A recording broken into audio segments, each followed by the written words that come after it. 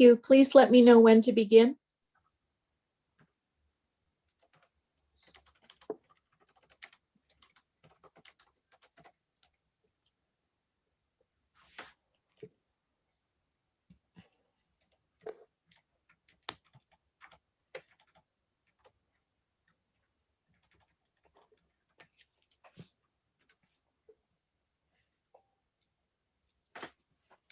I believe our board member, Julie Chanlin, is joining us soon. I do see her in the panelist group now.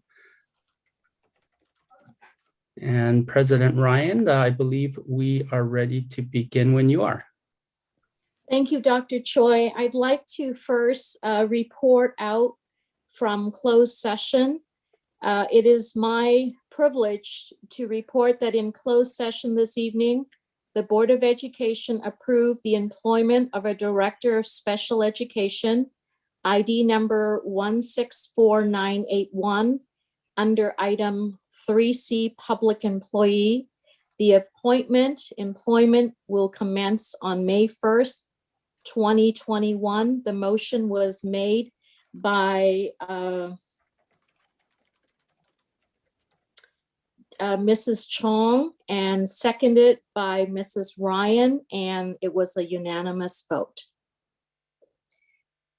All right, I would like to open the regular session. This is a procedural item I'd like to call to order, and Dr. Choi, if you could please lead us in the Pledge of Allegiance. Place your hand over your heart and please begin. I pledge allegiance, I pledge allegiance to the flag of the United States of America, and to the republic for which it stands, one nation, under God, indivisible, with liberty and justice for all. Thank you, Dr. Choi.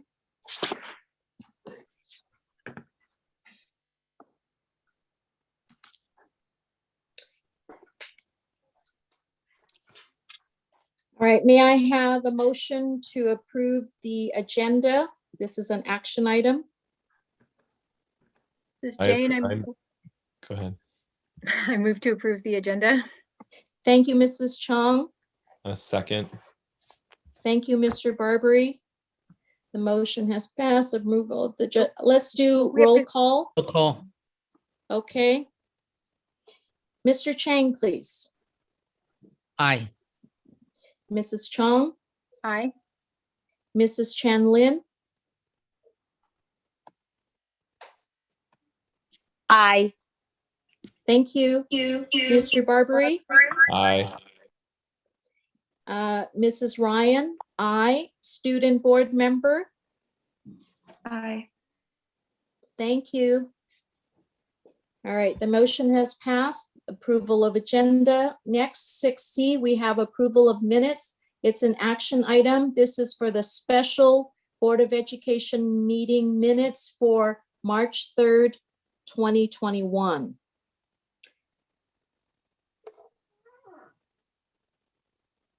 I move to approve the minutes of the special board meeting on March 3rd. Thank you, Mr. Barbary. Second. Thank you, Mr. Chang. Roll call vote, Mrs. Chong, Aye. Mr. Barbary, Aye. Mrs. Chanlin, Aye. Mr. Chang, Aye. Mrs. Ryan, aye. Student board member, Ms. Fahini Garamella. Aye. Thank you.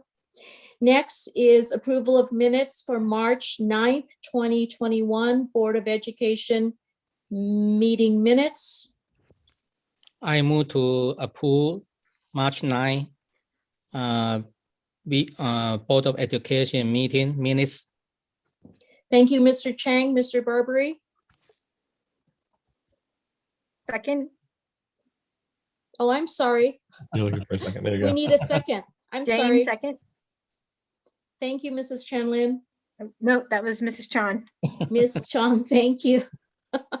I'm going to get this right, you guys. All right, so let's do roll call. We'll begin with Mr. Chang, Aye. Mrs. Chanlin, Aye. Mrs. Chong, Aye. Mr. Barbary, Aye. Mrs. Ryan, aye. And student board member? Aye. Thank you. Motion has passed. Board approval of minutes. Here is the public comment section. This is 7. It's a procedural item. The Board of Education has adopted Board Policy 9323B. This is to ensure the public's right to be heard in any matters pertaining to the San Marino Unified School District. Persons who wish to provide public comment will have 2 options to submit public comments. Submit it through an online form. We did not receive any for tonight's meeting. And number 2, you may still request to speak during the meeting through question and answer and phone dial-in. Submit through an online form. Okay, that had already passed by 3:30 today.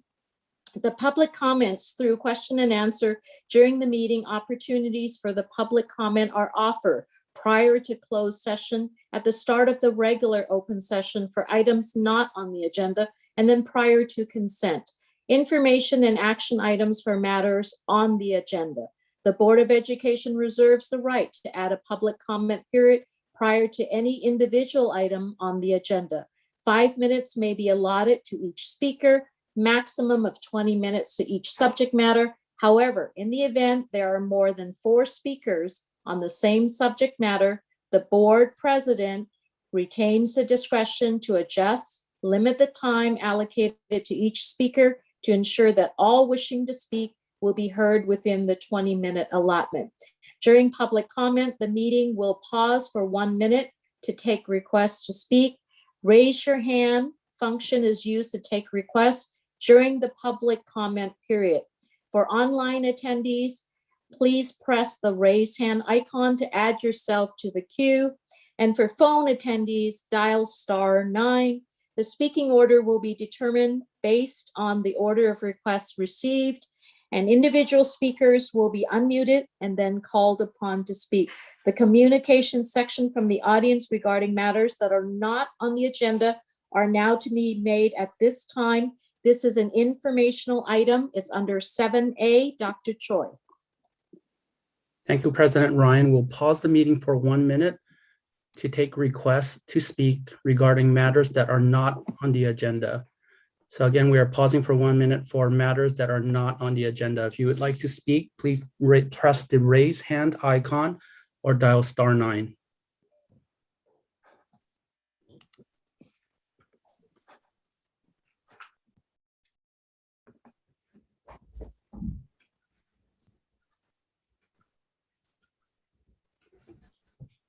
We have about 30 seconds remaining. If you would like to speak regarding matters not on the agenda, please press the raise hand icon or dial *9.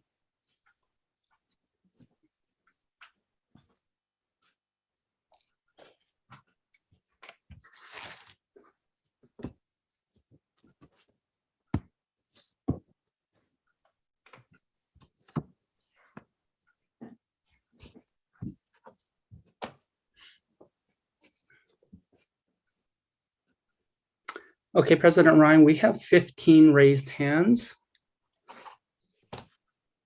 for matters that are not on the agenda. Not on the agenda. All right. So we will have 1.5 minutes for each speaker. Okay, great. Our first speaker is Lisa Davidson. Lisa Davidson, your line is now open. Thank you. Thank you very much, school board. I'm here to talk about the academic program at San Marino High School. My math may not be perfect, but I want you to know my grammar is on my notes. Everything's in line there. Last year, we had several teachers who resigned or retired and were not replaced. And that, in addition to the reductions planned for this year, take the English department from 9 teachers to 5 for a 44% reduction. It takes the math department from 9.4 teachers to 4.8 for a 49% reduction in math teachers. It takes science from 8 teachers to 5.2 for a 35% reduction. It takes foreign languages from 6.4 to 2.8 teachers for a 56% reduction. San Marino High School has, I believe, 36 academic positions this year. 15 of the 23 RIF notices at the high school were for academic programs at San Marino High School.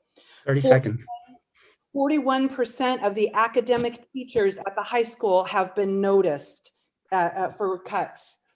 The cuts to academic positions are not on par with declining enrollment numbers.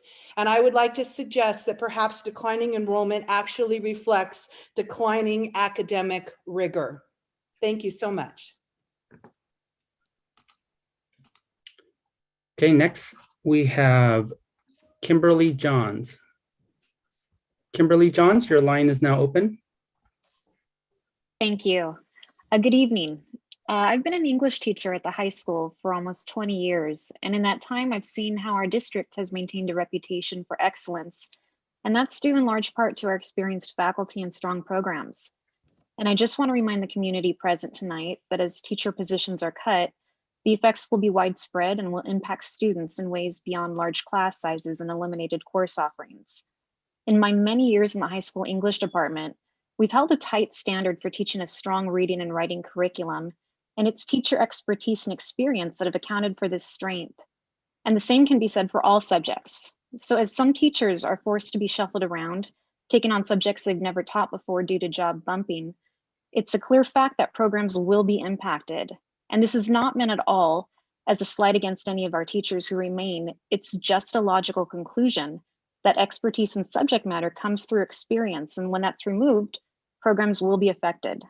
So please, let's just keep this ripple of effect of consequences in mind as we look at keeping our teachers and programs. Thank you. Thank you. And next we have Amelia Kung. Amelia Kung, your line is now open. Hello, I'm a senior at San Marino High School and president of the San Marino High School Science Team. I'd like to thank the board for allowing me to speak today, and I'm here to represent the STEM teachers who are at risk of being laid off or not returning next year. We understand that ultimately the most important thing and really the only thing we can do to help our teachers is to raise money. And I wanted to make it aware that our club has been trying to raise as many efforts to help the effort to raise money as much as possible. We've already hosted a inter-club meeting with other club members, leaders of the San Marino High School, as well as a few leaders of the middle school science team to talk about the situation and ask them to help us reach out to their own club members. Currently, there is a widespread misunderstanding that the teacher cuts will only affect students in VAPA, and they therefore aren't concerned enough about saving the teachers to inform their parents about the situation or try to persuade their parents to donate. 30 seconds. As the percentage of San Marino parents that are informed enough or care enough to donate is much smaller than it can be. We hope that by informing the student population about how the teacher cuts, especially the core teachers, will directly affect their education, they will start to tell their parents about the situation and personally ask their parents to donate for the sake of their education. We are planning on hosting meetings with parents of middle schoolers as well, because the teacher cuts will directly affect the middle schoolers the most. And Science Club is continuing to think of more ways to encourage parent donations and help the school raise as much money as possible. We hope that the district will recognize our devotion towards our science teachers and reflect our wishes to keep our teachers at San Marino for the next coming years. Thank you. Thank you. Next, we have Letty Aranda. Letty, your line is open. So I'd like to ask, will you please save us a seat? Will you please save us a seat? And I'm referring to the on-ramp of our teachers and our students who are joining us on Wednesday. Once again, our district and our board is moving faster than we need to move. We are so happy to have our students back, but we are in desperate need of doing things at a measured pace. When I came to San Marino, it was a sleepy little district. Lauren Kleinrock spent his lunch walking on the playground. Everyone at the district office had a job to do. Our foundation raised money, people donated, pictures were taken, and every year we funded a wonderful place. I don't recognize us anymore. I don't know what happened. 30 seconds. We had a superintendent who spent an enormous amount of money and left us at the altar pregnant with debt. We have a superintendent now who is working as hard as he can to fix things as best he can. But we have to be concerned about who we are, and we need to go back to a board and a district that the community trusts and will support. Our teachers are the heart. Save us a seat. Please don't go so fast that we fall off. We depend on each other and the relationships we hold. Thank you.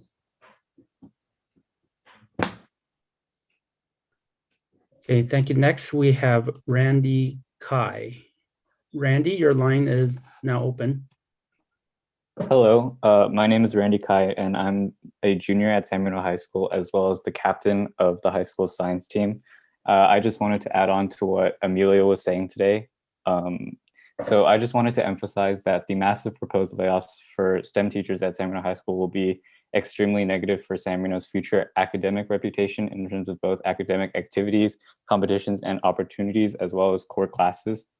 So for example, the current proposed cuts will cut off our science team advisors at both San Marino High School and Huntington Middle School. Ms. Kaylin Dawn at San Marino High School and Ms. Wong at Huntington Middle School. They're both essential for our team's strong performances in the last few years.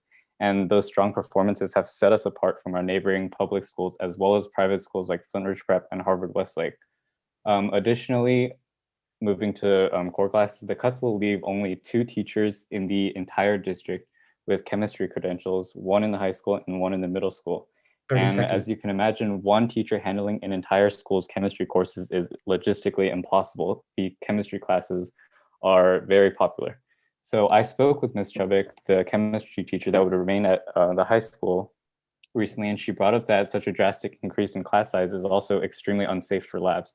It's standard for 4 students to remain at a lab table, and I'm not sure if you've seen the setups for San Marino classrooms, but 5 or 6 students at a lab table would obstruct the teacher's view, and they'd have to cut the number of labs they can safely do, and a dangerous environment will be created for all if labs are carried out with the drastically increased class sizes. Thank you for your time. Thank you. Next, we have Heather Floyd. Heather, your line is now open. Good evening. I just wanted to take a moment to tell you I'm a teacher at Valentine Elementary. I teach 4th grade, and I've been so happy about having my kids back in the classroom. Returning to school has brought me a lot of joy. The teachers, we want to be back. The one thing that we also want is we want time to prepare, to make it the best that we can. The best way to ensure is to provide the information to the teachers before the community. On Friday night, I was at home looking through my email, and I received a message from San Marino Schools. It informed me as a parent that my child had the opportunity to return to school before I knew as a teacher. Knowing, for the teachers to know first, it allows us to be prepared for questions that come from parents. It allows us time to move around our room and make adjustments. And it allows us time to the opportunity to process how that's going to look in our classroom. We are a small district, and we are very service oriented. The teachers want the reopening to be successful, and we also want to be in the know. I'd like to request that for future openings, we are given more advanced notice of students coming back so that we can prepare appropriately. Thank you so much for your time this evening.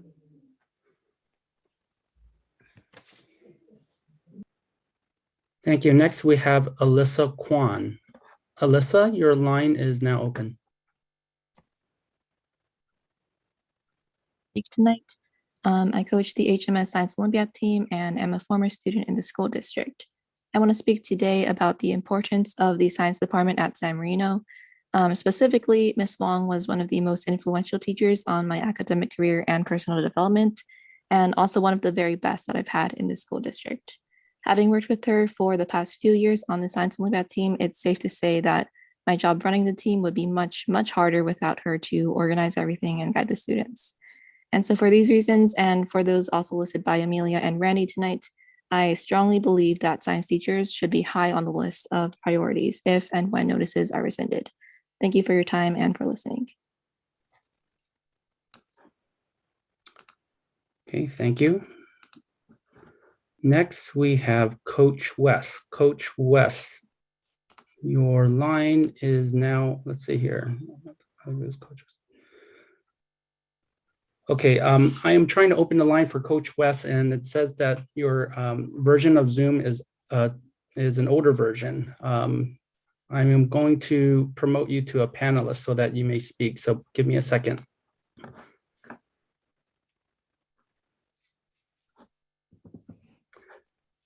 Hi, Coach West. You may now go ahead and begin your public comment.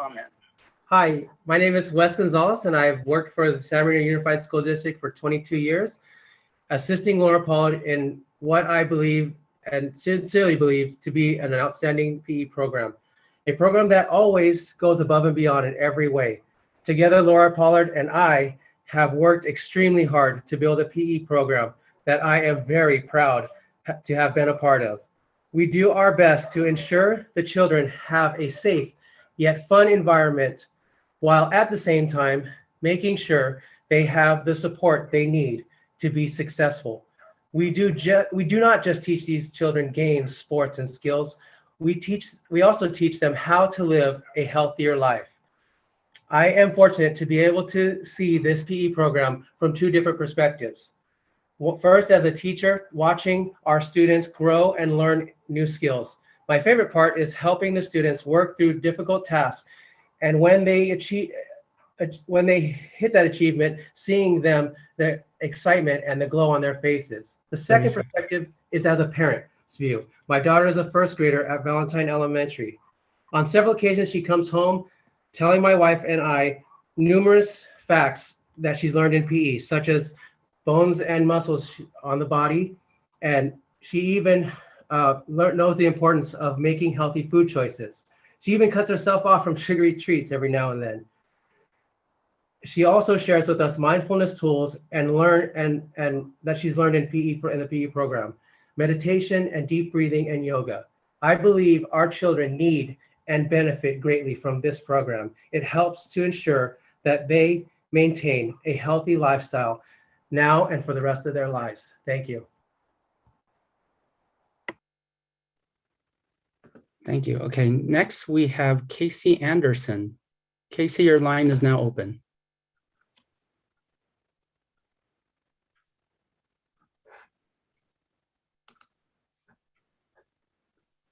Casey, your line is open, but I show that you are on mute. Okay, can you hear me now? Oh, we hear you perfectly. Go ahead. Good evening. I'm a kindergarten teacher at Valentine, and I wanted to speak tonight about the importance of keeping teachers informed about district decision-making. Teachers received notification about the on-ramp after the survey was distributed to parents in the community. This led to teachers receiving confusing emails from parents who were asking about holding spots or if their students would need to switch teachers upon returning. Some parents felt rushed as they had to juggle schedules to accommodate a quick return, and many teachers felt rushed to get their rooms set up safely to accommodate more students. I understand that funding drives a lot of these deadlines and decisions, but open communication is crucial so that everyone feels valued, prepared, and safe. When communication gets lost, it becomes hard to work as a team. 30 seconds. Additional students means moving furniture, preparing supplies and dividers, and addressing parent concerns. For future on-ramps, please keep parents and teachers informed so that we can also be prepared. Thank you for your time. Okay, next we have Tammy. Tammy, your line is now open.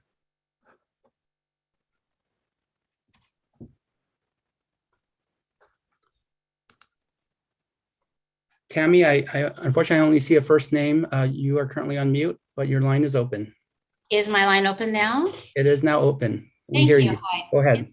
This is Tammy Garcia, and I'm a special education teacher at the high school for the last 12 years. I've been in the field of special education for the last 40 years.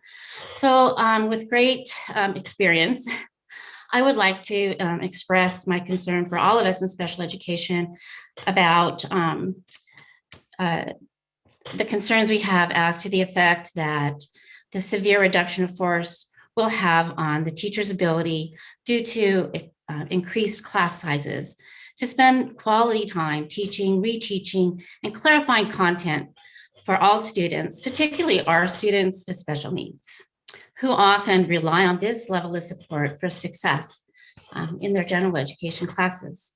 The other concern is the potential loss of options in electives for our population to participate in, as these are often the classes our students enter in terms of inclusive activities.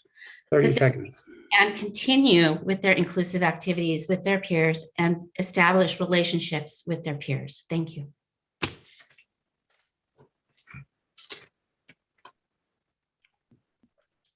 Okay, next we have Laura Pollard.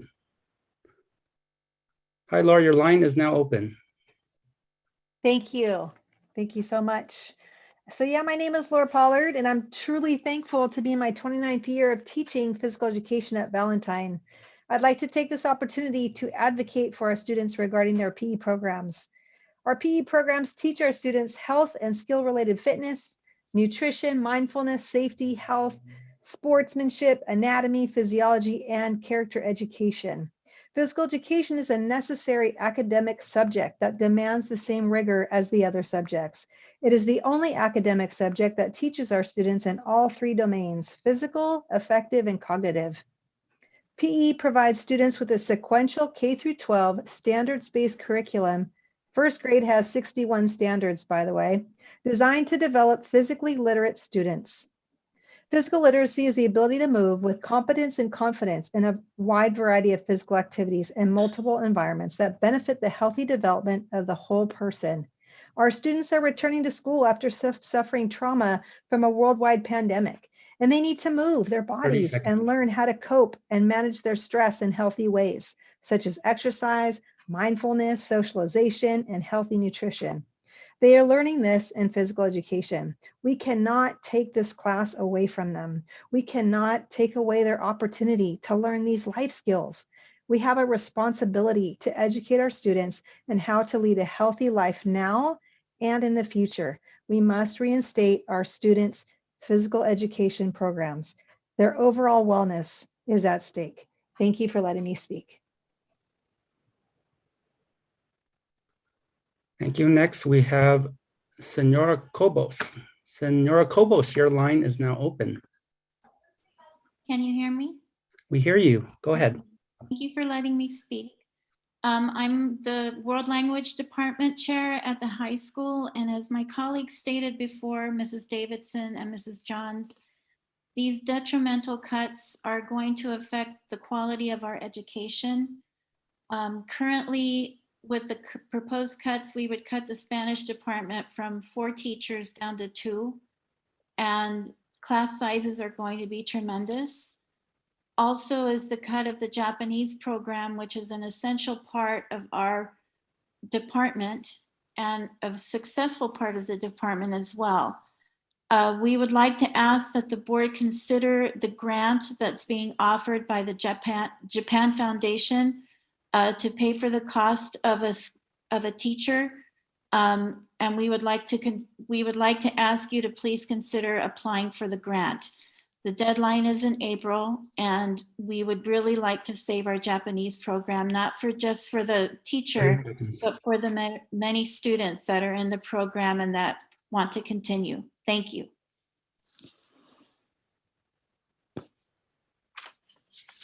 Okay, thank you. Next, we have Cassandra Young. Cassandra, your line is now open. Hello, my name is Cassandra Leong, and I'm a junior at San Marino High and Publicity and HMS Liaison for the Science Club. I would like to add on to Randy, Amelia, and Elisa's points in advocating for the STEM teachers in our district. One of San Marino School District's most defining traits is the rigorous and challenging academic classes at every school level. Not only would removing science teachers decrease the quality and safety of classes, but the competitiveness of honors and AP classes would decrease. Fewer teachers would result in fewer classes, which would mean less students would be able to take STEM classes. These classes tend to be extremely popular as many students want to pursue a career in STEM. As the number of AP classes decrease, so does the number of high-performing students at the school. In order to maintain the same level of academic rigor and stay a high-performing school, we must keep the STEM teachers we currently have. Schools such as La Cañada, which have recently passed their own parcel tax, have been able to increase their staff size, and if we continue to reduce the amount of teachers able to 30 instruct seconds. students, how would we be able to continue to reach the same level of performance we have previously? As a distinguished and high-ranking school in our region, we should uphold the same standard, not lower ourselves, if we wish to continue to be recognized as a prominent and academically challenging school. As of now, we have relatively few AP classes, and decreasing the amount of AP classes available would prove to be an academic loss for students and the school. Thank you for listening.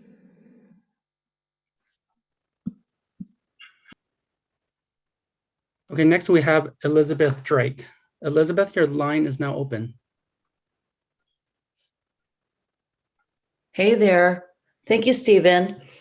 Yeah, my name is Elizabeth Drake. I'm an English teacher at the middle school. Can you hear me? Yes, we hear you. Thank you.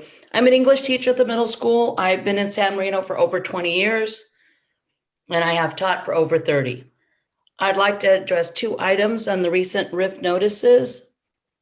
The first has to do with the VAPA program. When I first came to Huntington and San Marino, I noticed that the VAPA program was not anything near what we have now. It has grown tremendously, and those of you who have been around a long time know what I'm talking about. There is not a single competition that our teachers and our coaches do not come back with awards and stellar accolades. And that kind of thing does not happen without great teaching. I find it amazing when I'm listening in the auditorium to our middle school students playing their band in the band or the orchestra. I pinch myself because I cannot believe that they're middle school students. 30 seconds. I've been to other middle schools and they have not had that type of skill. So what a shame it is that we are making such huge cuts in the VAPA program. The other point I wanted to mention was the cut in the PE department across all grade levels. As a child, PE was my favorite subject. And with students on computers so much, being digital natives, they need to get outside. I don't know anyone who wouldn't say, yeah, kids need to be outside. They need to get some fresh air. They need to learn some sports skills, the sharing. And I'd like to echo everything that the PE teachers have already said. So it's such a shame that we won't have those bragging rights, that children won't be able to go in and take these wonderful PE classes or these world-class VAPA classes. That's it. Thank you for giving me a time to speak. Thank you. And last, we have Mrs. Boet. Mrs. Boet, your line is now open. Thank you. I'm Rebecca Boet. I teach third grade at Carver Elementary. Thank you for the opportunity to speak. Along with all the challenges we faced with opening our school this trimester, I have found as an instructor, the biggest challenge of all has been dealing with a direct lack of communication among the superintendent, principal, and our staff. I'd like to give two major examples of such. First, on Monday, March 1st, I was told I would have to report to school that following Friday to prepare for in-student instruction. This gave the grade 3 through 5 teachers 3 days to figure out our own childcare needs, as well as how we would address the needs of our returning students. Second, parents, not our principal or union, informed us that they were given a survey on Friday evening, allowing them to join the on-ramp, which is happening tomorrow. This shows a definite lack of transparency and collaboration. I would like to see the district work with the SMTA and its staff so that we can be a stronger team, fielding parent questions appropriately and being well prepared for the happy return of students. Please inform your staff well in advance, not just 2 days before future on-ramps occur, so that we can be well prepared to provide the best instruction we can. Thank you.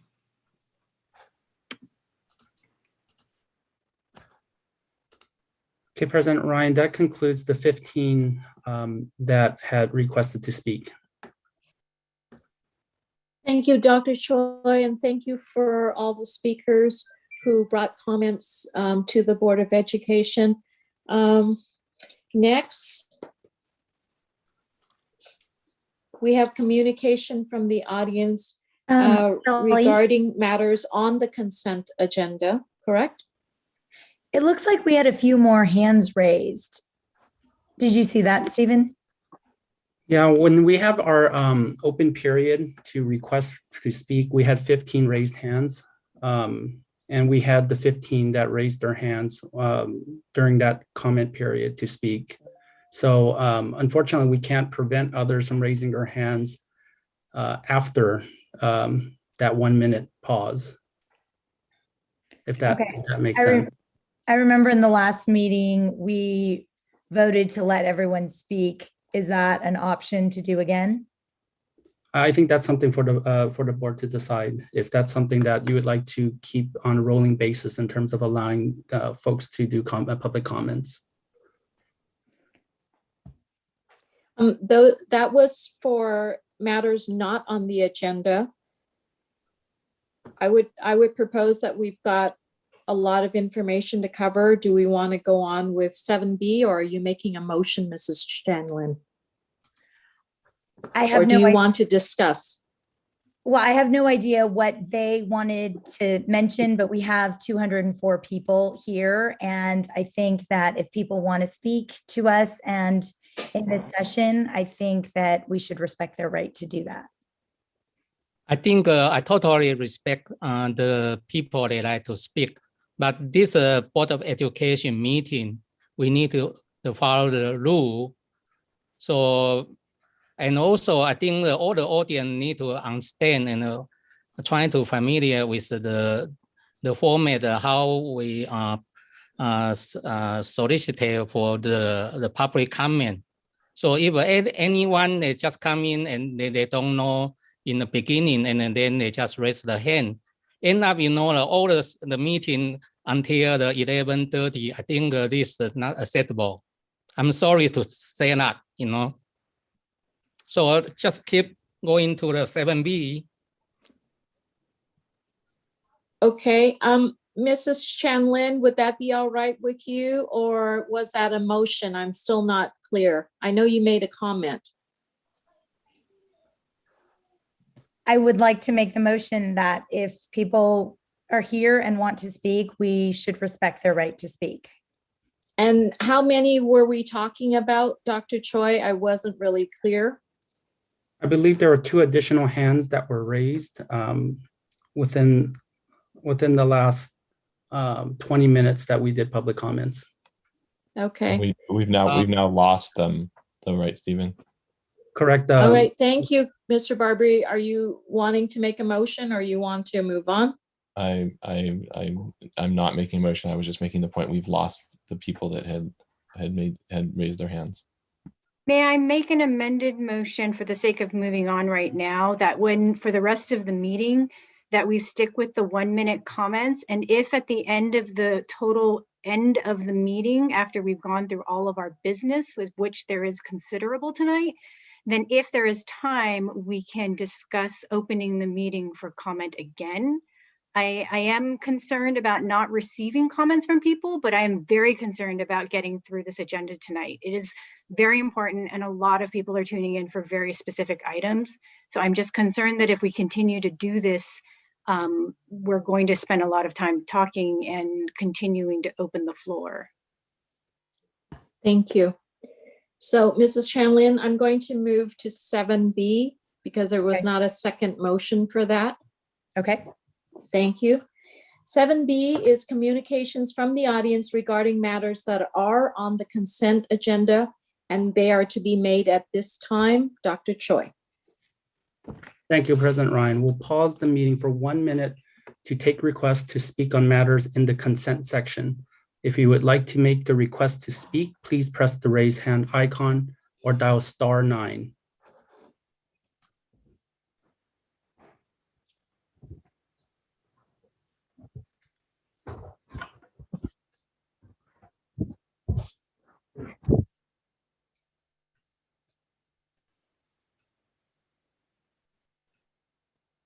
We have 30 seconds remaining. If you would like to request to speak on matters in the consent section, please press the raise hand icon or dial *9.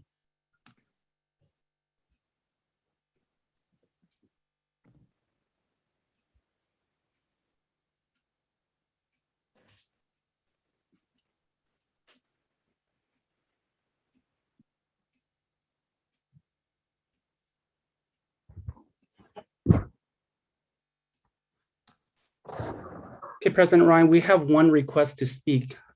Susie Lee, your line is now open. Hi, this is Eric Lee, and I just wanted to chat with respect to the funding. First and foremost, just several ideas, and this is really more of a Plan B type. But one, and others have considered this, tapping into the 4.6 million COVID relief money. Just an idea. Hi, I'm sorry to interrupt, but this is for the matters that are on the agenda. This is for matters in the consent section. Oh, consent section, sorry. Got it. May I continue? Is your public comment in regards to? This is Dr. Wilson. We're going to have that item a little later in the agenda. We'd love for you to come back at that point. Got it. Okay, my apologies. No problem. Thank you very much. Thank you so much. Thank you. Dr. Okay, Choi, was that for 7B? That concludes it? That concludes it. Thank you. We are now on the consent section.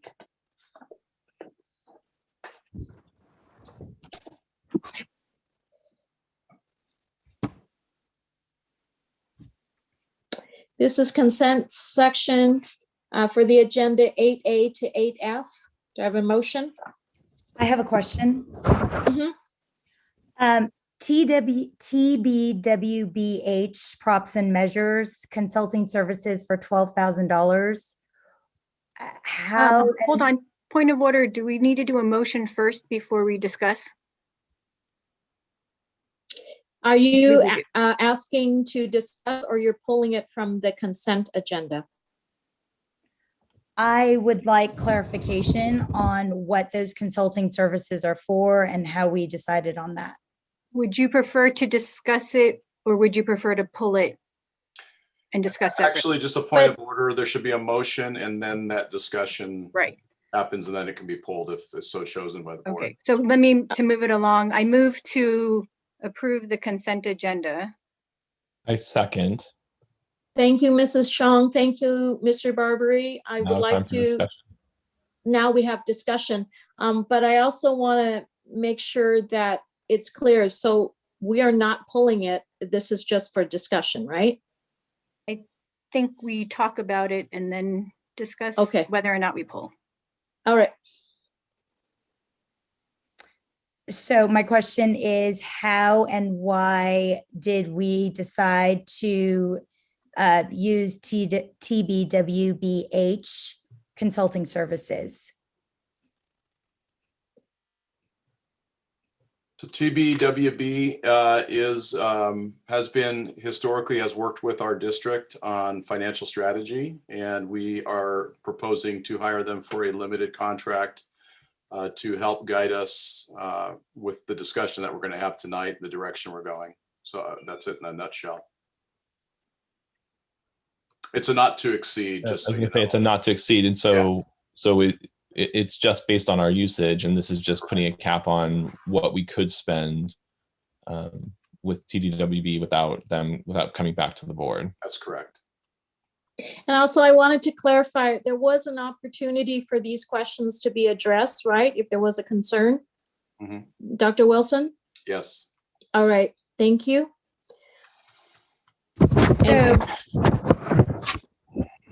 So again, so just to clarify, so this is in regards to getting consulting services regarding finances or regarding another parcel tax? I would say yes to both of those, Mrs. Chanlin. It's a limited 2-month contract. We recognize, as you'll see in my report later on, that we're at the kind of the brink of a funding cliff here. And this is a firm that we have great confidence in to help guide us and navigate us through that. So it's a limited contract. It's not an ongoing contract. Okay, thank you. Thank you. Thank you. And so I've already had the motion. Do I do roll call? Yes. All right. Mrs. Chong? Aye. Mr. Chang? Aye. Mrs. Chanlin? No. Mr. Barbary? Aye. Mrs. Ryan? Aye. Miss Bahini Garamella? Aye. Thank you. Motion passes. 9, communication section, procedural item, communication from the Board of Education. Let's begin with Mr. Chang. Thank you. Board President always give me the first hand to talk. First of all, I want to remind the teacher and staff, your second shot in the coming Friday, Saturday. Don't give up your right, because today I heard from other organizations, they're still waiting. So before we open the secondary, I think we like everyone get a shot, including our board education. Secondary, I want to appreciate Taiwan is a Chamber of Commerce. Last week, they donate 25,000 masks to our school district. So mean we can save some money to address to other PPE. And then I was touched the last Friday night because it's been for a long time. I haven't been back to the San Marino High School Titan Shield since the last March. I can kiss the land if I can, but then they may have a virus. Anyway, I'm happy. Eventually, we have a very happy ending. Cheerleader, football player, all can work together. Thank you. I think this a tribute to our principal and all the staff. Thank you so much. And also, they are very strict. When I try to come in, they asked me to do the inquiry. So I had to answer a lot of questions. I said I already get a second shot, and I know the public health. They say no. You have to. We have to make sure you are on the computer list. Otherwise, you cannot get in. Thank you so much. So I'm trying to test them whether they are the in compliance.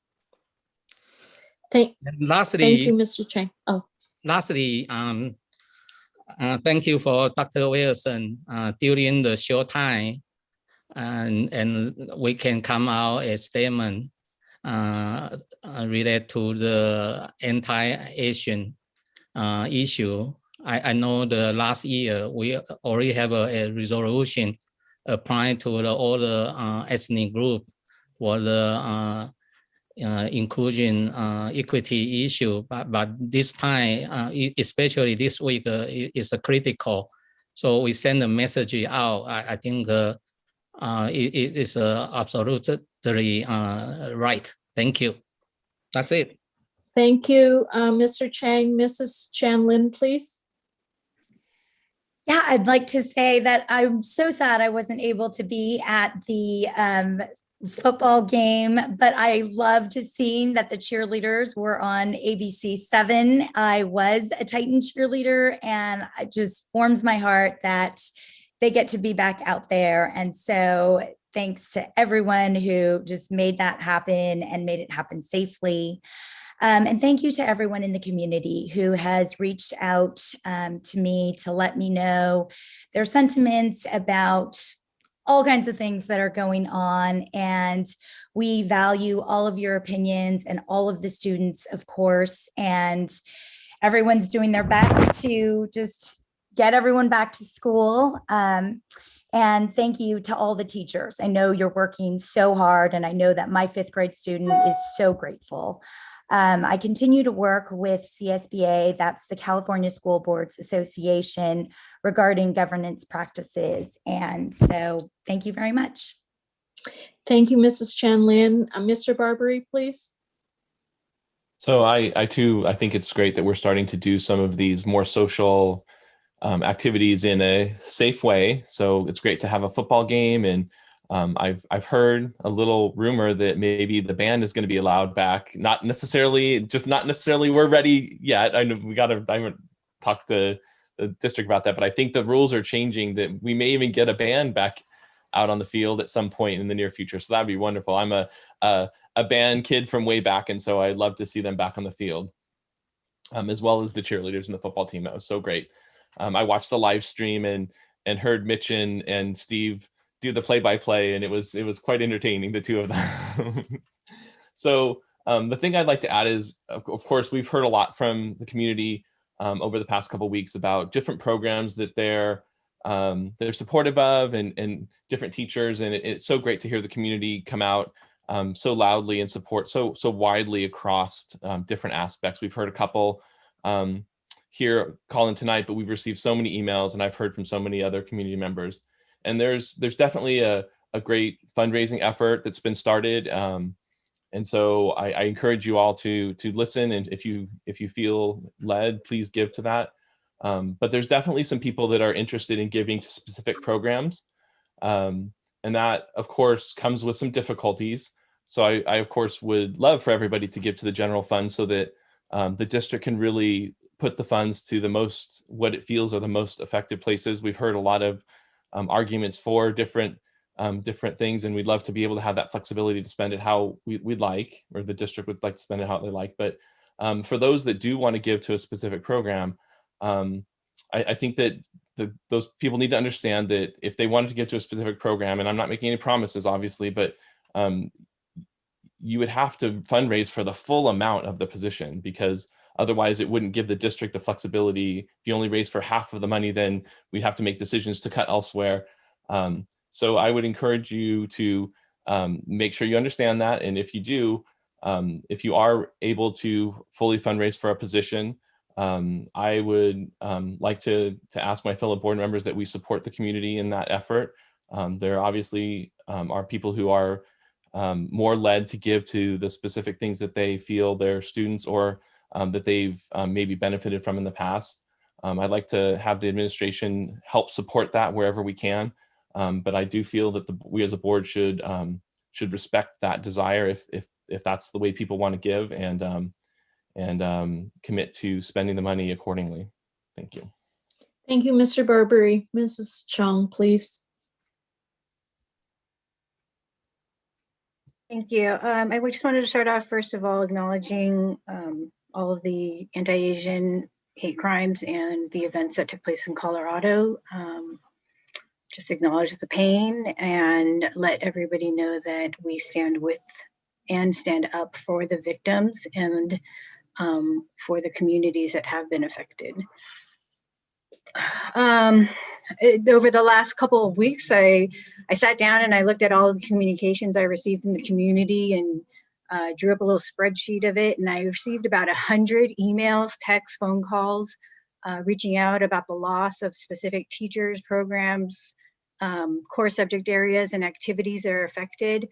I received a lot of communications about a desire to see a new parcel tax that would support high quality teaching and activities and small class sizes, and a variety of athletics and activities in our schools.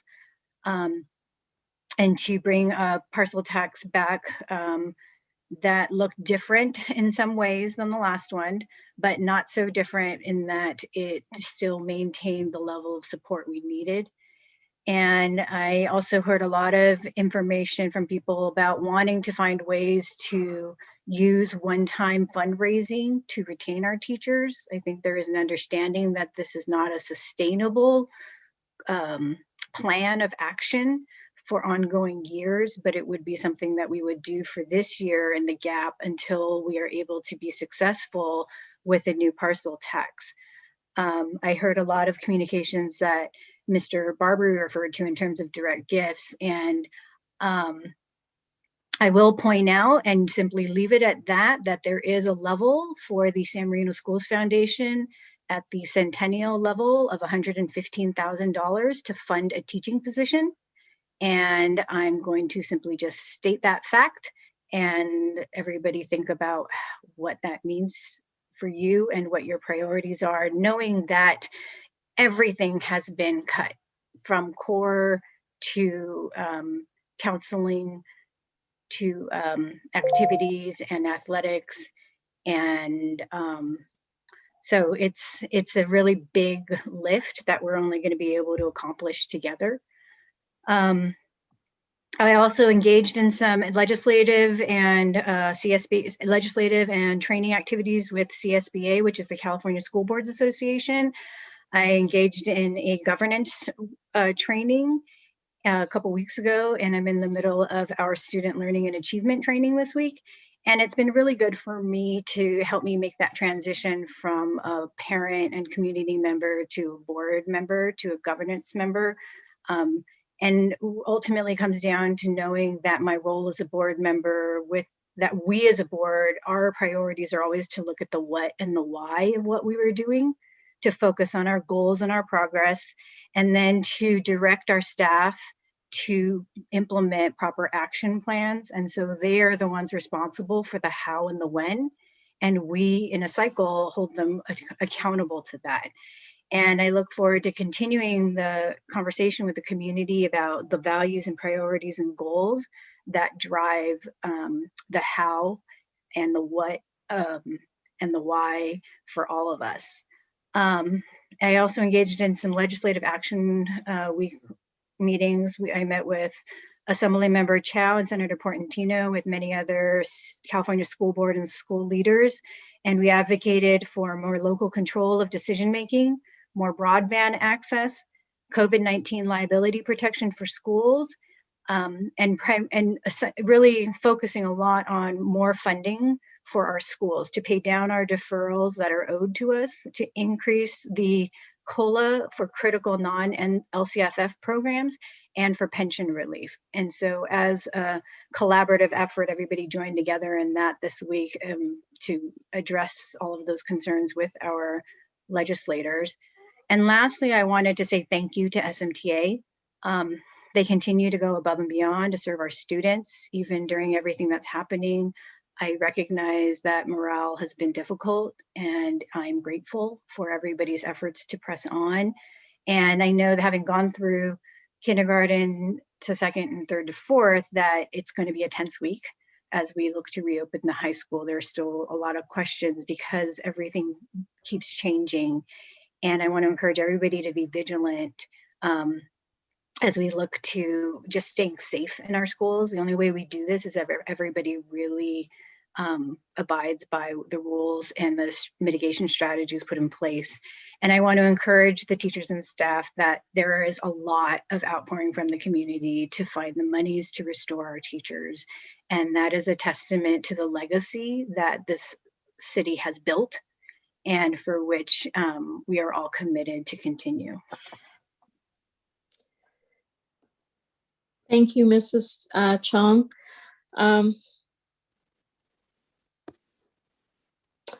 So one of the things that I want to talk about is first to thank our teachers. Many of our board members have commented on teachers going above and beyond, but this is a challenging time for everyone, but in particular for teachers. Teachers are in the front line. Teachers are working with students and family. And so we need to make a better effort in terms of really listening to each other. And so thank you to the teachers, one and all. Thank you for having the faith in our district, for what you do for our kids on a daily basis. And we will continue to exhaust all of our resources to continue to look at our numbers and to continue to maintain the programs and services and the personnel that we need. I want to give a shout out to our parents from PTA. Our parent parties attended both Valentine and Carver's. What a fun evening with magic, as well as with comedy from the two sites, and parents just working hard and raising money for the specific sites. It was a wonderful evening attending the football game. It was almost surreal because part of the band was there, our cheerleaders were there, our football players were there, Mitch was there with Steve Talt, but it's not going to be the same until everyone is able to return safely. So I encourage everyone to stay safe. I know spring break is coming up, so please stay safe. Get your second COVID shots, as Mr. Chang reminded us. And this week, we were reminded of how blessed we are to live in this community with what's happening, what happened in Atlanta, and with various communities that have been struck pretty hard in the Bay Area. Over 2,000 cases of anti-Asian crimes and harassment. And so, Dr. Wilson, thank you so much for your work on sending that message out, gathering the resources for everyone. And again, thank you to our teachers and to our administrative staff for what you do for us. It's an incredible lift that you've had to do to open up the schools. It's almost as if we need to restart again and then restart again with the next level and restart again.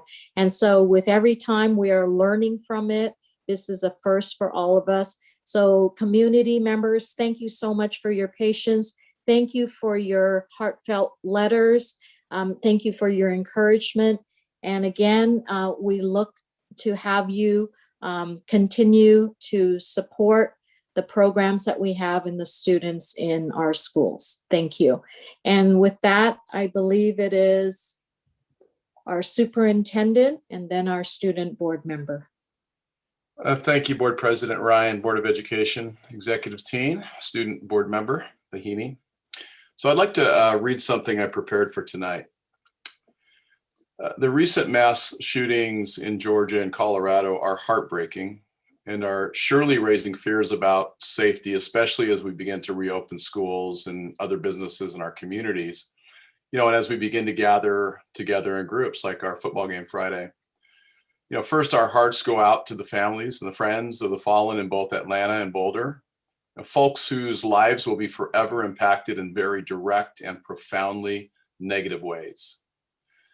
I really was overcome with emotion as I watched the parade of squad cars and fire trucks slowly winding its way through Boulder, trailing the ambulance carrying the body of the fallen officer Eric Talley, who thought he would be going home to his family after his shift. I want to assure you that we are committed to the safety of our schools, our students and staff, and will continue to take measures to ensure that our reopening efforts deeply consider the safety and the security of our students and staff, in addition to following the state and local health guidelines. The increase in violence and discrimination targeting people in our AAPI community is an important reminder of the continued work needed to make our community a safe and inclusive place for all people. We know events like these can impact the physical and mental well-being of our students, staff, and families. So we encourage you to connect with your friends and your family and support each other and seek help as it is needed. San Marino Unified is committed to supporting the physical and mental well-being of our students, staff, and families. Whatever you or your family are experiencing, we want you to know that you're not alone. And that support is available at school and in our community. And, you know, just outside of reading the statement I prepared, I would tell you that I had a wonderful opportunity to sit down with the chief and Contro shortly after the shootings. And I know that's weighing very heavily on both the city and the school district's minds. And one of the things we decided together was to really work very closely in addressing these issues in very real and applicable ways, and including our student voice in that. And so I look forward to that continued work in partnership with the city of San Marino. So I just want to say how wonderful it was to see our 3rd through 5th graders return to school on March 10th. And now we're looking forward to our middle and high school students returning on April 1st. I want to absolutely thank our teachers for the amazing work that they're doing to make that happen. And Mrs. Ryan is right, they're on the front lines. And we certainly appreciate you, and we will try harder and harder, even though oftentimes the guidance changes by the day or even by the hour, to engage our teachers in meaningful conversations. The football game on Friday night has been noted. It was amazing. What a lift. I mean, I turned a corner and saw the lights over the field, and my spirits just lifted immediately. To see the cheerleaders, the drum corps, the team come out. It was a really strange ambiance on Friday. It was like Friday Night Lights in March, but with the dew level and the lights, it actually felt like fall out there. It was just kind of a bizarre situation. It's great to see board members out there and my entire executive team there to support. I spoke with the administrators from Burroughs High School who were standing across the way, and they felt so respected by the tone that was set. They felt so welcomed by our community. The cheer squad was absolutely awesome. They were right on point. And I got to tell you, I was not expecting our team to play with the precision and guts that they played with. I mean, Burroughs comes from a league that plays very large schools. We could have easily been crushed, but those guys played to the very last snap, and it was a very respectable game. So it was just a really neat night to be out there. So with that, I'll turn it over to our student board member. Thank you, Dr. Wilson. So I just want to start off with an ASB update. So from March 8th to March 12th, San Marino High School's ASB and Temple City High School's ASB organized a virtual school versus school family feud type competition. It got a lot of positive feedback, and I think it was an amazing way to get student engagement. Also from March 18th to the 22nd, as was mentioned earlier, the high school resumed athletic competitions like football and girls tennis, and cheer came back as well, and I'm sure there are many more to come. And lastly, regarding the high school's reopening, I know many of my peers were taken aback by the short time frame they were given to make a decision that did subsequently impact their decisions negatively. So I hope those who did decide to go back are given more clarity about the logistics of returning before April 1st. I also do know that Mr. Kurtenbach and Mr. Casson-Clay are doing the best they can with communicating the plan to SMHS students, and I want to sincerely thank them for that.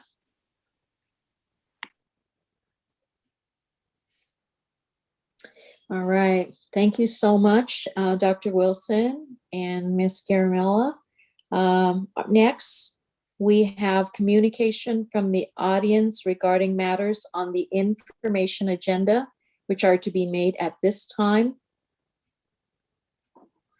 Okay, thank you, President Ryan. We'll pause the meeting for 1 minute to take requests regarding information items on the agenda. If you would like to speak regarding the information items, please press the raise hand icon or dial *9.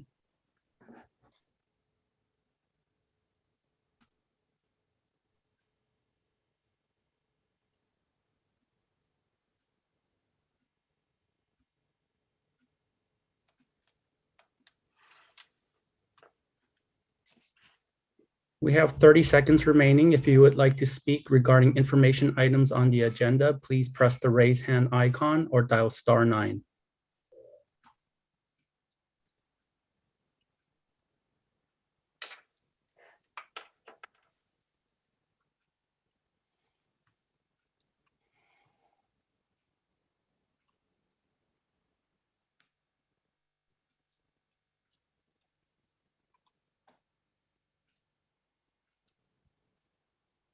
Okay, President Ryan, we have 5 requests to speak. May we go ahead and begin with the 5? So with 5 members and 20 minutes, we will have 4 minutes per speaker, please, Dr. Choi. Okay, so first is Leslie Zhang. Leslie, your line is now open.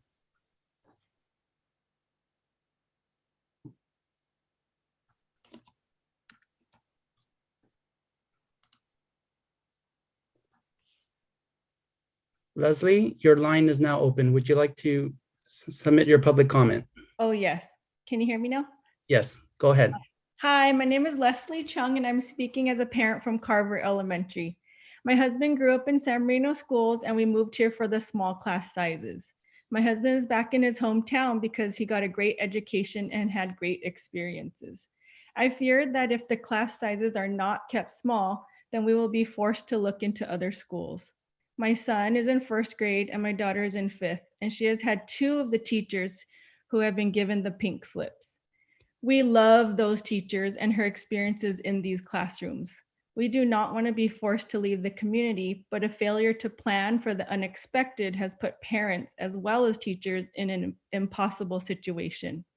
So I'm asking you as the board that I have personally voted for to please find a way to advise the district. The resolution must include reinstating and not just skipping. I will donate during this time as well, but please find other ways to cut costs, including looking into administration pay cuts or leasing out extra property. Please help lead the community and manage the district as leaders who represent us as the parents. Thank you. Thank you. Next, we have Letty Aranda. Letty, your line is now open. Thank you so much. I just wanted to, I know that Dr. Wilson is going to talk about plans regarding funding and plans that the district has. I just wanted to reiterate, because I have heard the phrase, laying off the teachers was the plan B. I want to say one more time that laying off the teachers should never be a plan B. Laying off the teachers was a consequence of not having a plan B. It's neither here nor there. It doesn't matter now. It does not matter. I know Dr. Wilson and the board will work towards and are working towards doing incredible things, because that's what we are. That's what we do. But once again, I want to speak to the idea of saving us a seat and embracing who we are. We are still a little district, and we relied on each other because we trusted. Lauren Kleinrock sat with Linda Tognazini, the former SMTA president, and they had their little meetings and things moved along. Everyone did what they needed to do. We weren't concerned over $17 million gyms. We weren't concerned about a lot of things. We need to heal and come together. So please, let's not say that laying off the teachers is the plan B. Our community knows that. We all know that. So I would love for it, for people to know that it didn't turn out the way we hoped, the way we planned, but we are together moving forward. I have the most respect for the people that we work with and we work for. And I would just love for the teachers, especially now with morale being low and layoffs in store and bumping rights and seasoned teachers having to ask for letters of recommendation. Teachers saying, I remember that child. We hope the parents and the board and the DO will embrace and hold our hand as we try to move forward. But please, no more laying off the teachers was plan B. We love you. Thank you. Okay, next we have Kaylin Dwan. Kaylin, your line is now open. Hi, can you hear me? Yes, we hear you. Hi, thank you for letting me speak. My name is Kaylin Dwan, and I wanted to address 11D. I'm a science teacher at the high school who was cut. The massive number of layoffs has implications beyond the classroom, which is what 11D mostly talks about, I believe. I'm the coach for a science team and biology Olympiad, two extracurricular programs that are important to many students at San Marino High School, some of whom have already spoken eloquently on this topic. It is difficult to see how these programs will continue in light of the layoffs, as I know that my colleagues who will remain in the science department will be extremely overworked due to the 30% increase in class sizes that they are about to experience. Even if they wanted to assume the responsibility for these programs, it may not be possible given that the amount of free time they will have will be extremely reduced by the increase in their workloads. What may happen to science team is going to be a common occurrence to multiple extracurriculars if the district is not able to reverse the cuts. Thank you.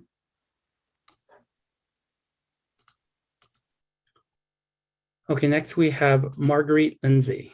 Marguerite, your line is now open. Hi, good evening, Dr. Wilson, Cabinet, President Ryan, and Board.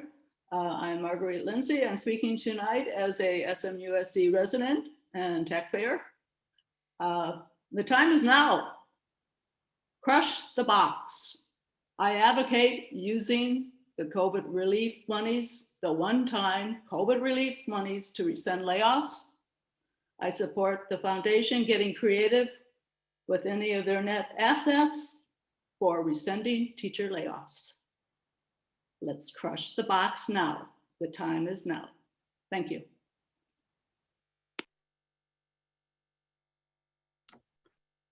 Okay, and then last we have, I know it shows Susie Lee, but I know it's Mr. Lee. So Mr. Lee, your line is now open.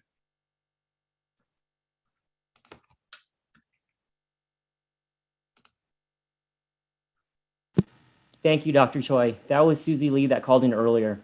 Hi, this is Eric Lee. I'm a Carver parent. I have 4 ideas that I would like to propose in hopes of protecting our teachers. First, Marguerite had just mentioned, but can we tap the $4.6 million COVID relief money as stopgap funding? I understand that the relief money needs to be used for COVID. However, if Temple City Unified can collect COVID relief money by reopening schools for students and teachers to voluntarily return to campus for socialization purposes, I'm sure we can come up with creative ideas for our teachers with respect to COVID relief. The EdSource article that I had researched states districts must use the money on COVID-related learning and school reopening expenses, but will have wide discretion. So how much of this COVID relief money can we use to stopgap and fund our teachers? The second idea that I propose is the June 2020 audited financials disclosed that there is $3.95 million in net assets without donor restrictions and $1.4 million in donor restricted assets. Can any of this money be used as a stopgap to keep the teachers while we use the time to pass another parcel tax in August? Presuming the $4.1 million from Measure E that was lost is an annualized amount, then 4 months or between May and August would be closer to a $1 million stopgap. The third idea that I propose is I understand that the foundation may not want to use the entire $3.5 million surplus. As an added motivation for others to donate, what if the foundation said they would use part of the $3.95 million and match dollar for dollar any new donations made to the foundation for purposes of stopgap funding? I believe parents would be more inclined to donate to the foundation. This would help make our fundraising goals much more attainable, and if there was any excess surplus, the funds could go back to the foundation. The fourth idea that I propose is I'm making an assumption that the property and parcel tax that was paid in 2021 is related to the 2021-2022 school year. If that is the case, and we are able to pass Measure E in August, I do not believe we would have lost any parcel tax money, as the 2022 parcel tax has not been assessed yet. The problem that the failed Measure E presents is related to the proposed budget that is due at the end of June 2021. For budgeting purposes, can we use the foundation's $3.95 million in net assets and potentially the additional $1.4 million in net assets with donor restrictions to temporarily replace Measure E? Assuming Measure E passes in August, we can avoid using the foundation's assets and instead use the Measure E funds without skipping a beat.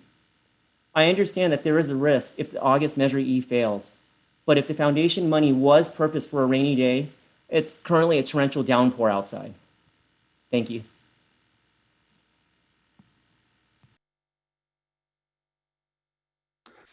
Thank you. That concludes our public comments.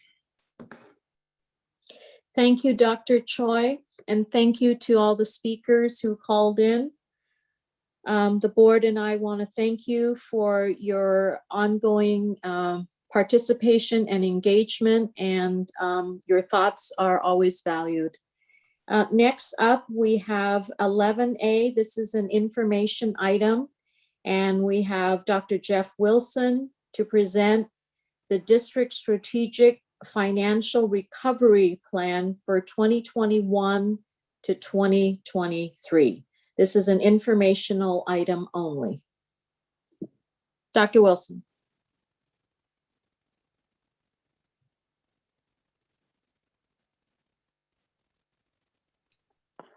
Sorry about that. I just want to thank everybody for being here tonight once again. It's a really, really important night. I want to start by saying that this is a starting point, and I really want you to know that our team is working day and night without rest to continue this journey. And there's a lot of moving pieces to it. So tonight I'd like to just sort of take the board through a quick summary of where we are, how we got here, and then where we're going, some ideas there, and ask for the board's guidance on a couple of items. So we'll just jump in right away. Go ahead, Dr. Choi. So first of all, statement of the problem, the current fiscal crisis. As many of you know, SMUSD is significantly underfunded from the state and federal sources compared to districts like us. And we'll show you some data a little bit later on. We are heavily, heavily dependent on local revenue sources. I believe right now, approximately 50% of our staff is funded through local revenue sources. Like most of the state, we're experiencing significant declining enrollment, which ties to a loss of revenues. We do not qualify for much grant funding or qualify really for minimal support, because most of the grants in the state of California are oriented around your unduplicated pupil count, from which we have very low numbers. Our taxpayers are burdened with a progressive tax structure in the state that penalizes success. And our country is immersed in a political climate of distrust for government. Move on, Dr. Choi. So let's take a look at our expenses, mandates, and encumbrances. We suffer with exponential increases in employee benefits and pension mandates, not of any teachers or staff members' fault. This is a statewide problem. We are experiencing significantly greater expenses associated with special education, attributed to rising identifications of autism and spectrum disorders, an increase in advocacy for individualized services, and an increased propensity to litigate individualized services. Folks today are much more apt to contact outside advocates and legal help to get services. We are weighed down with significant facilities needs and deferred maintenance, really with no funding source to address those needs. We have a community who expects a varied and deep educational program, and that's what we want to deliver, combined with small class sizes at a private school feel. Prior to 2019, staffing levels were not adjusted to reflect a decline in enrollment, causing reserves to be depleted.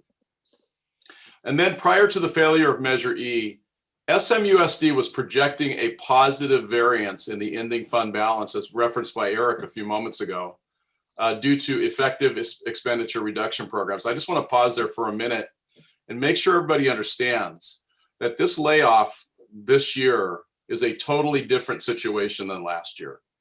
When we faced that cliff last year, we were looking at being highly overstaffed. This is about a funding cliff created by the defeat of a renewal of a parcel tax that had been in place for years. So it's very different. Prior to that failure, we had the district for the first time in many, many years in the black. So, you know, at the end of this whole thing, right, if we can fix that as a community, right, we're going to be back on track because we do have that budget under control at this point. Thanks, Dr. Choi. As far as our local revenue issues, due to many homes being passed down through trusts, resulting in low levels of assessed valuation, SMUSD does not qualify for basic aid status.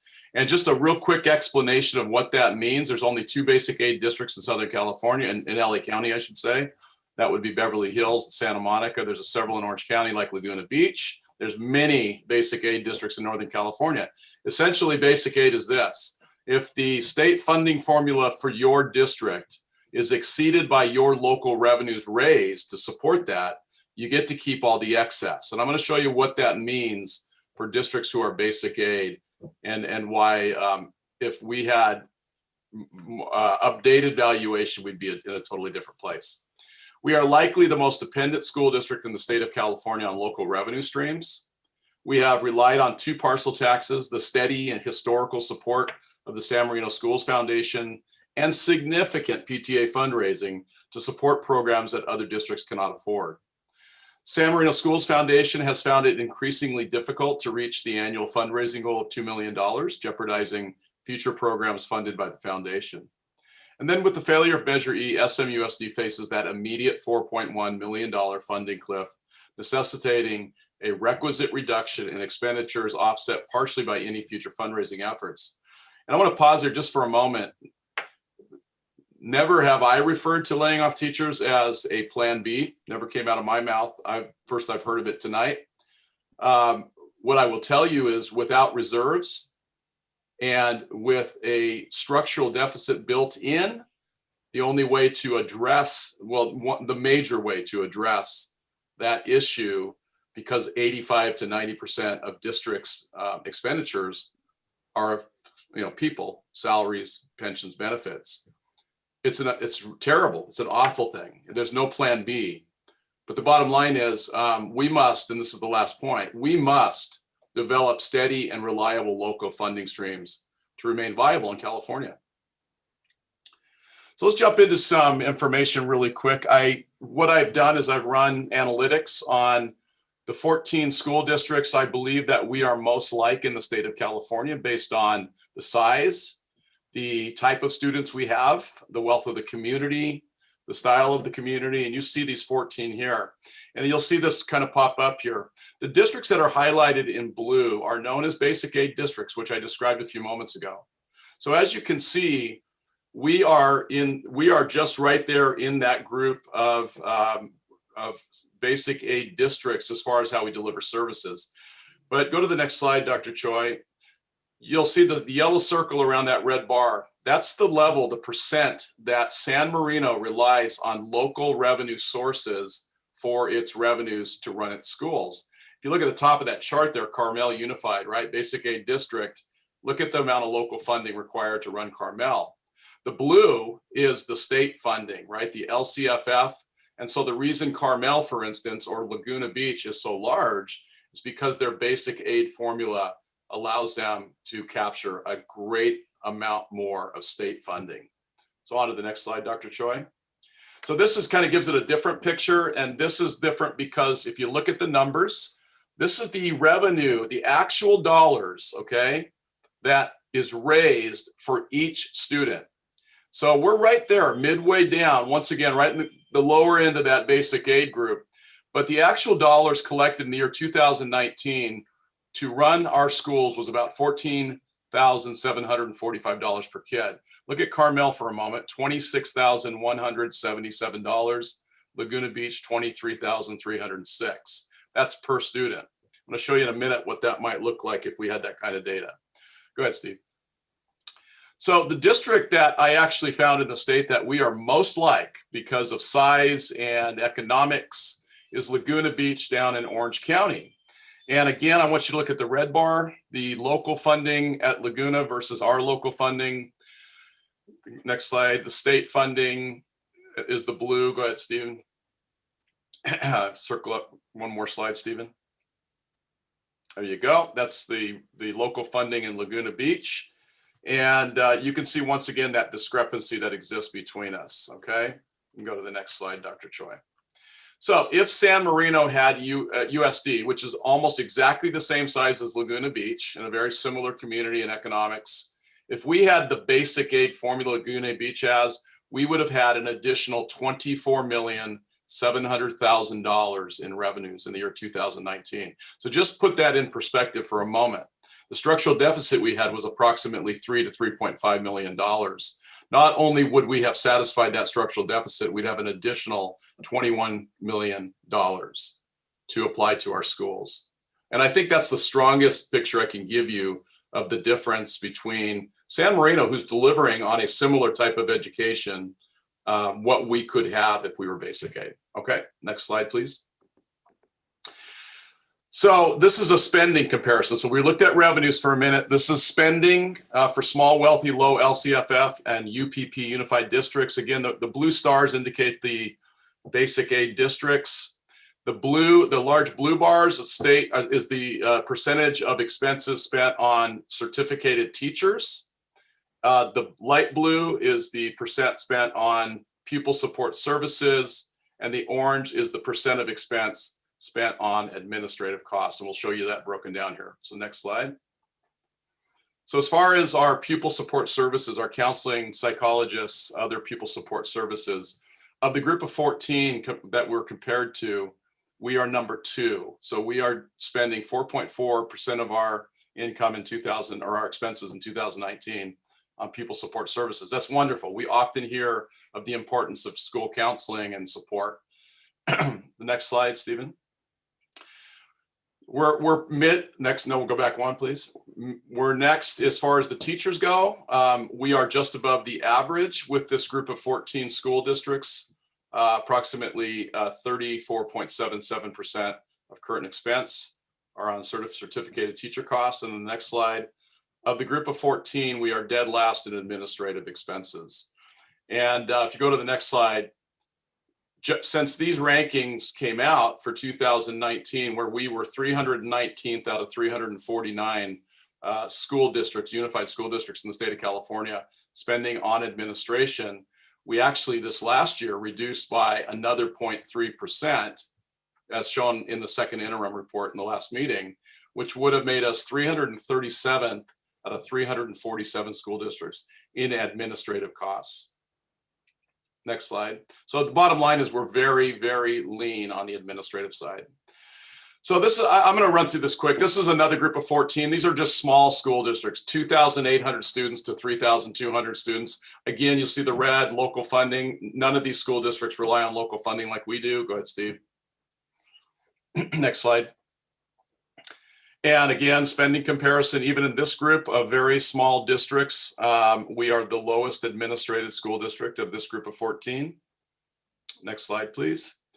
One problem that we are addressing is rising special education costs. That's us, they're kind of in the middle, and you can see the red bars that over the last 5 years, actually, our special education costs have come up quite a bit.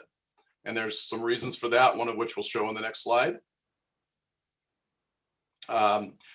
Before we get there, the overall special education costs in this group of schools, we are at 22.05% of our overall expenses devoted to special education, which puts us number 2 in that list. And you don't want to be high on this list. So the next slide, please. One of those items that has impacted us most over the last 10 years, you can see that we've more than doubled, in fact, almost tripled in our expenditures on special education aids in classrooms. And this has significantly impacted us both in salaries and in benefits as well. Go ahead, Stephen. I put this in only to demonstrate that our benefit costs here, I think our HR department and our unions have done such a great job of working together to keep these costs under control. If you look at this as a comparison of Laguna Beach and San Marino Unified, right now, 2020, Laguna Beach is spending $7,933 per employee. On benefits, we're spending only $7,018. So we are spending $284,419 less than Laguna Beach, but costs continue to rise. So what can and cannot be done? We've heard some really wonderful ideas and I've been writing them down. I really appreciate all the input. I think there's some great ideas out there in our community. So what is possible? We can continue to rein in costs, and we need to account for declining enrollment and natural attrition. So California continues to lose students, and our region continues to lose students. And we've heard it before. There are school districts around us closing schools. So we have to make sure that year in and year out, we account for declining enrollment with our staffing.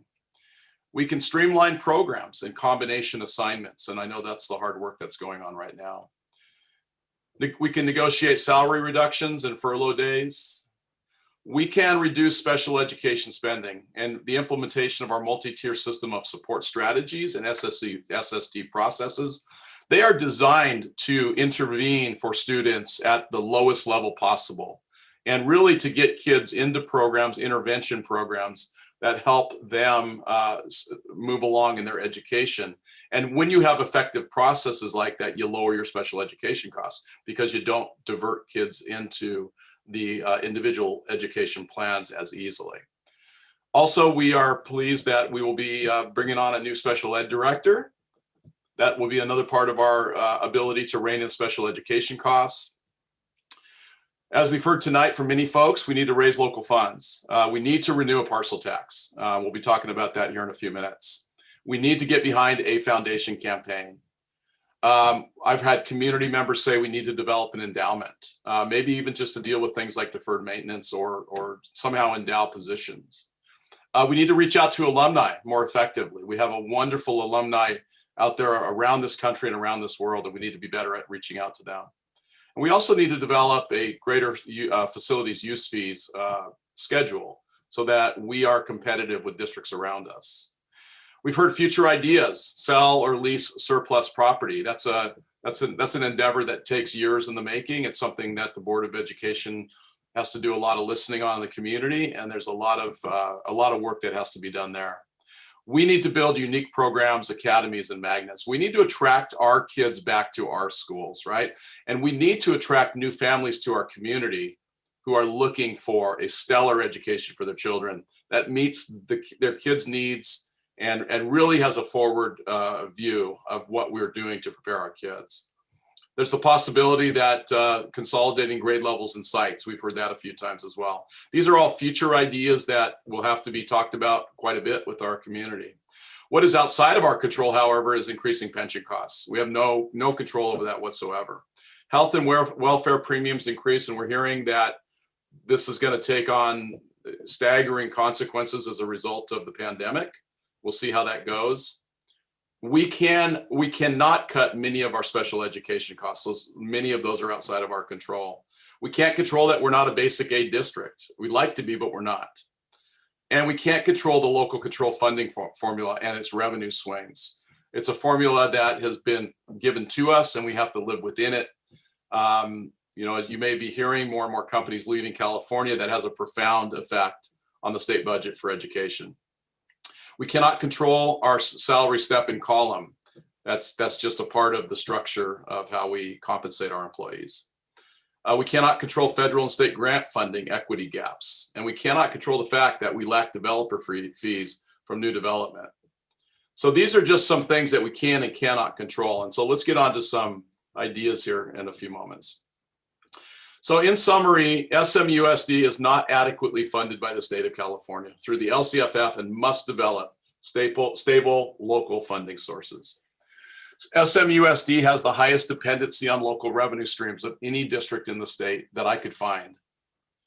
SMUSD has engaged in and will continue to take steps to right-size staffing to match enrollment.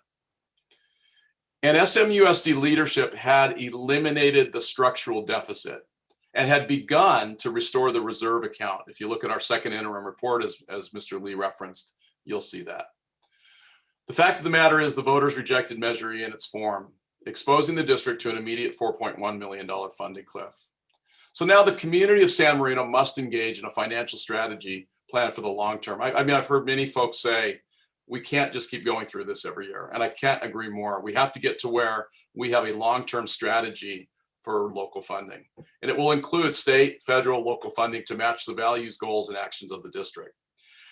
The San Marino Schools Foundation will continue to engage in substantive fundraising to provide the general fund with a rising $2 million contribution to maintain and build programs. And I'm just so proud of the foundation and the work they've done over the years. I know so many of you probably listening tonight have served on the foundation or supported the foundation. It's truly, before I came to San Marino, hearing about this foundation from the outside, it was just stunning that they've been able to do what they've been able to do for so many years. And so the superintendent, me, recommends to the Board of Education to develop and pass a new parcel tax resolution to have a measure placed before the voters at the earliest possible date to restore funding. Dr. Choi. So recommended next steps as far as reducing expenditures during this crisis. And I want to say we are in the middle of a financial crisis, and When you're in a crisis, you have to take extraordinary steps. So during this time, some of this may seem as minutia to you, but it's important.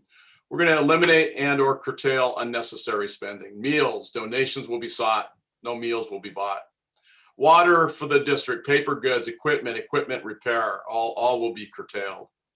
There will be no travel or conferences, not that there has been this year at all, but there will be no travel and conferences unless it's limited to vendor or JPA sponsored or state one-time conference grant money, but no district resources will be used for any travel and conferences until this crisis is passed. And we will reduce memberships in some local clubs and organizations to reduce costs. From a maintenance standpoint, we're going to approve only crisis maintenance projects. Of course, student and staff safety is paramount, and that will continue to be on the front burner for us. But with the exception of necessary emergency repairs, only in-house work with minimal part expense will be allowed.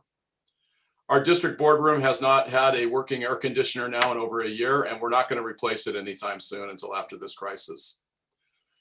We'll have to put on hold textbook and materials adoptions at this time, and we're going to continue to work with the city of San Marino on any possible shared services that we can come up with. We will look for additional cost savings, possibly through additional classified reductions in force, although we really are at a minimum, we believe. We will reduce consulting and legal fees to a minimum for compliance and protection. And we will minimize staff time for non-essential demands. So these are some steps that we're enacting immediately to help curtail any additional costs. As far as next steps with revenues, the San Marino Schools Foundation is working very hard to finish out their 2020-21 regular campaign, and I will do anything within my power to help support that and to work with James Lau and Aaron Bilbado and the foundation. Of course, you've probably already heard this, but we'll accept gifts, donations, or financial commitments from community groups. Our San Marino Unified School District Board of Education, I hope, will adopt a resolution to place a measure on the ballot to restore funding for teachers and counselors with no perpetual or permanent provision. That the board will provide direction to staff with regards to other possible funding sources related to carryover and one-time dollars.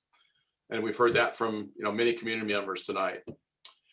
We are going to work to revise and implement facility use fees for all outside groups. These must be in line with industry or competition standards. We're going to work with the city of San Marino on any possible supports or joint use agreements that may be possible out there. And we're going to spend the CARES Act, COVID Relief Plan, and Federal Rescue Plan dollars in compliant but creative ways to offset this crisis. Dr. Choi.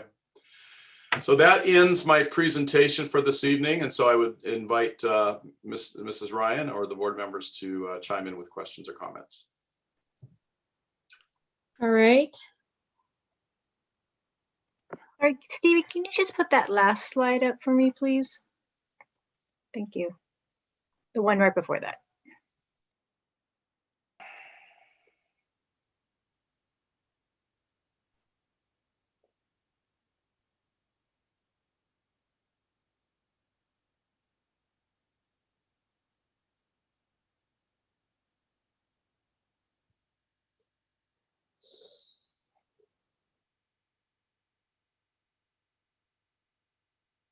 Did you want to make a comment, Jane, or you just wanted the slide up? Not at this moment. I didn't have a chance to finish. Okay, Mrs. Chen Lim. I would say in regards to Jane's question to look at this slide again, and I'm also reviewing the slide again. We really needed these slides before we saw them tonight. I mean, we really we're supposed to have these 72 hours ahead of time, and we are looking at them for the first time now. So it is very difficult for us to have comments on this. And I really think we need to be better prepared in the future. Thank you, Mrs. Chen Lin. Any other comments? Well, Mr. Chang, you're muted. Oh, okay. Well, I can make a comment. I'm ready to make a comment. Okay, go ahead. I'm not surprised that this comment. I think this is an excellent analyst. Thank you so much for Dr. Wilson, especially you analyze about the cost and the funding through the different category.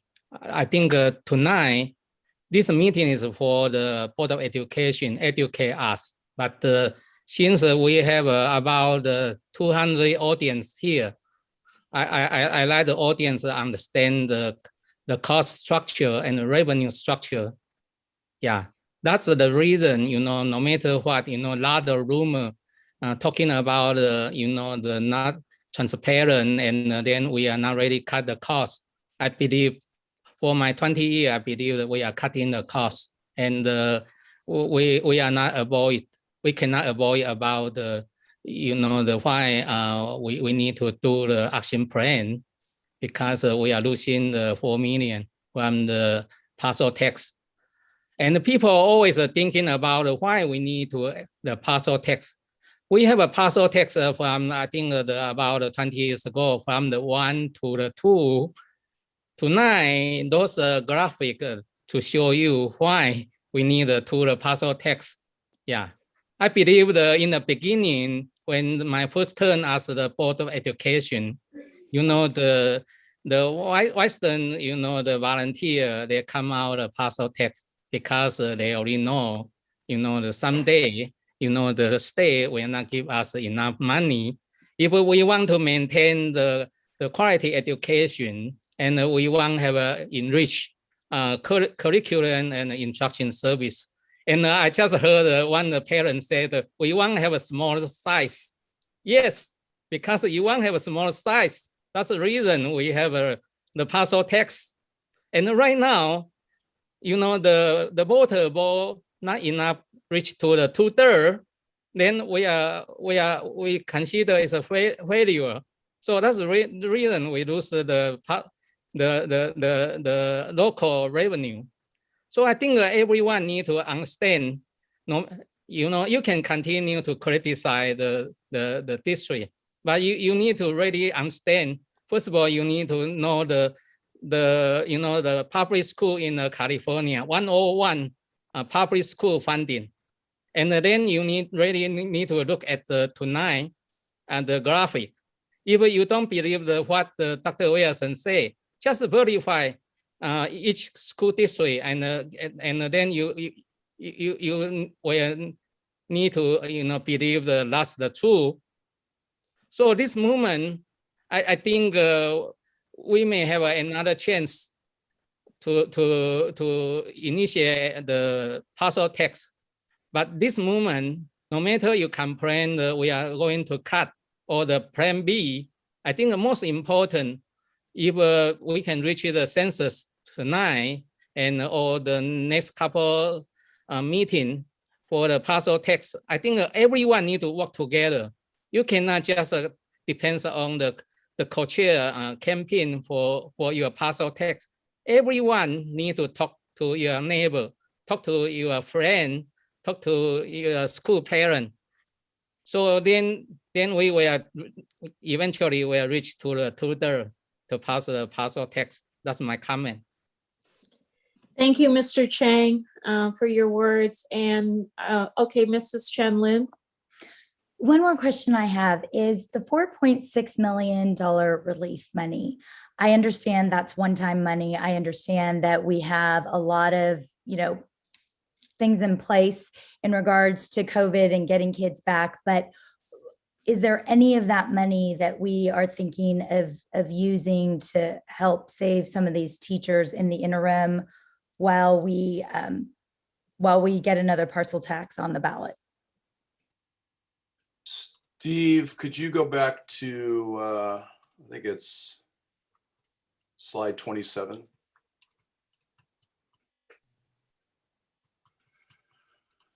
Yes, Mrs. Chanlin, slide 27. Okay, so a couple things here. One is provide direction to the staff. The board will provide direction to staff with regards to other funding sources, which would include carryover and one-time monies. And that bottom bullet as well speaks to that. It's important to understand that the money that has been provided has been broken into kind of three main areas: the CARES Act, the COVID relief plan, the federal rescue plan dollars. I would invite Dr. Delatorre to jump in here at any moment here to keep me out of trouble. Really, only one of these funding sources has the flexibility within it to be used this way, and that's the federal rescue plan dollars. So that's something that we are analyzing and trying to work through. I know Dr. Delatorre has been working very hard to identify. There's a certain amount of that you have to preserve for administrative costs and other destinations. But as far as I'm concerned, all things are on the table. We're here to restore programs as much as possible. Would warm my heart. But again, we have to, as we budget, we have to make sure that we demonstrate to the county that we're able to support programs 3 years out. So that's a challenge within that piece. But the simple answer to your question is yes, we're looking at all funding sources. Do we know about how much money we're talking about regarding the federal rescue plan? And do we have like any? Dr. Delatorre, are you available to jump in on that one? I am, but we are still analyzing all of those things. And Vanjie and I are going to be attending a webinar by the end of the week that will outline and detail how these different funding sources that are one-time funding sources can be spent. And so we're looking at that. We're looking at the total allocation for our school district. And we're going to get that information to the board by the end of this week, probably through the weekly board memo. Thank you, Dr. Delatorre. And as I understand, even from my own work on the federal rescue plan dollars, we have to be very careful because it has restrictions and guidelines. We don't want to have to give back the money if it's misused. So we'll be very careful with that when you bring the information back to us, that we are compliant. Yeah, and the great piece on all this is that if we move forward and successfully pass a renewal that the community believes in and honors, then those dollars can truly be used for what I think they were sort of designed to be used for, right? And so, it's important that we not lose our focus, because this money, while it helps us right now, maybe to an extent, it certainly doesn't help us down the line, and it puts us right back in another line to go through this again in another year or two out. So absolutely, but I appreciate the question because we are looking at that. Thank you, Dr. Wilson. Any other board comments at this time? Yes, Mr. Barbary. So I think that, I think what's really challenging at this point is that no one knows what school is going to look like next year. I think that, I think one could argue that if we continue to have limited capacity in our classrooms, especially in the elementary areas, having a class, having class sizes that are larger than we have this year, if we have to, we can't bring back the teachers, you may not even be able to have that many kids in the classroom because, for space limitations and separation and all that. And so, there's some ways you can probably argue that there may be a COVID element to that, right? I mean, right. But that's the problem, is we don't know what next year is going to look like.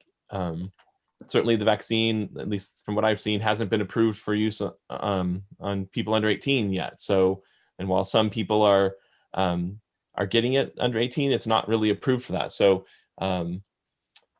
next year's school may look something like this year's school. We all hope it doesn't, but we don't know. And certainly with that limitation on the vaccines for nearly all of our population, who knows what next year brings. And so I would hope that maybe there's some of those sort of angles we can take. If there is some limitation to the size of the classroom or the number of students in a classroom, maybe it really is a COVID issue.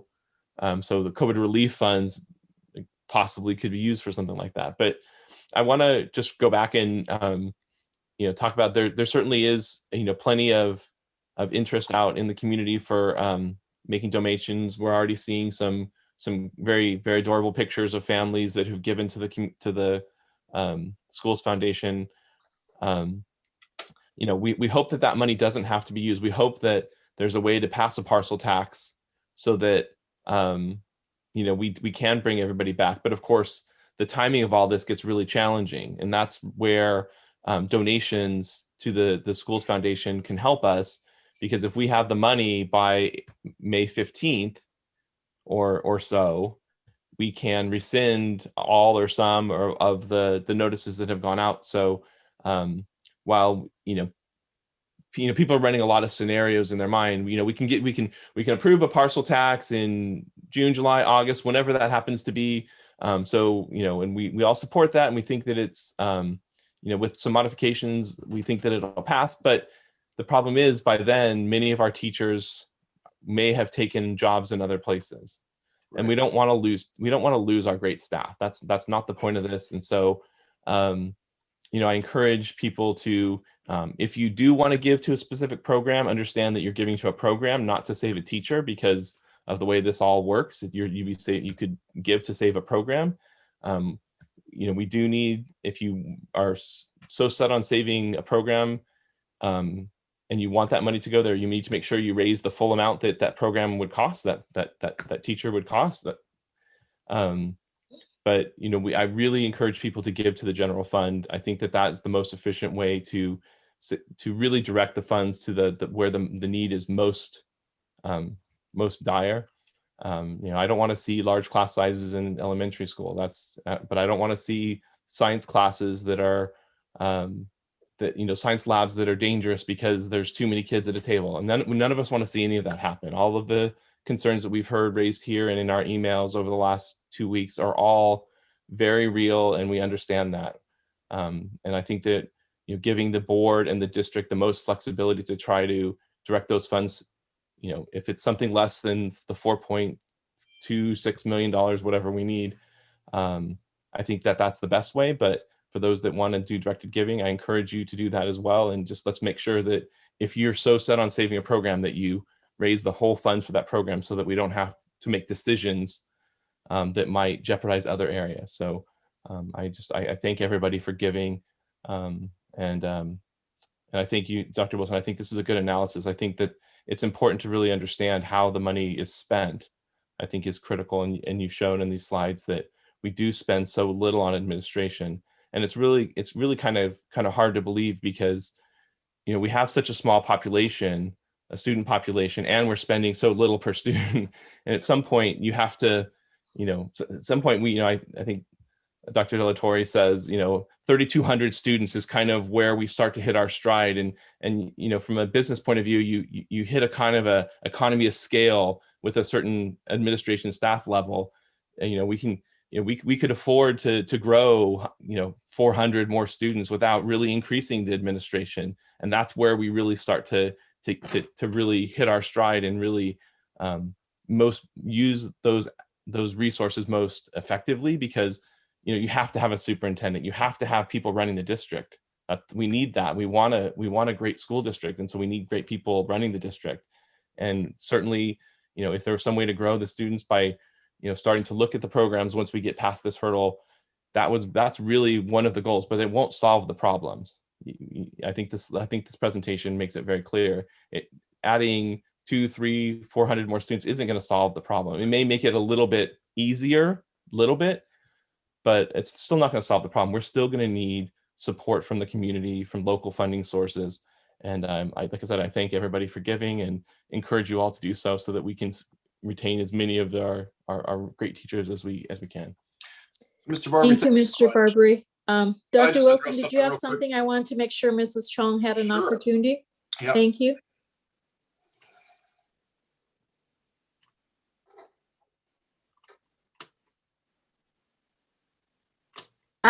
I have a lot of questions and comments.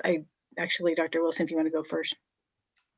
I was just going to say thank you, Mr. Barbary. One of the things I discovered as I was looking at these districts that are like us is the layers of help. And I think you nailed it, because irregardless of how large you are, you have the same compliance, demands of a regular school district. My former district, the LCAP was developed by 2 coordinators, 2 levels below the assistant superintendent level.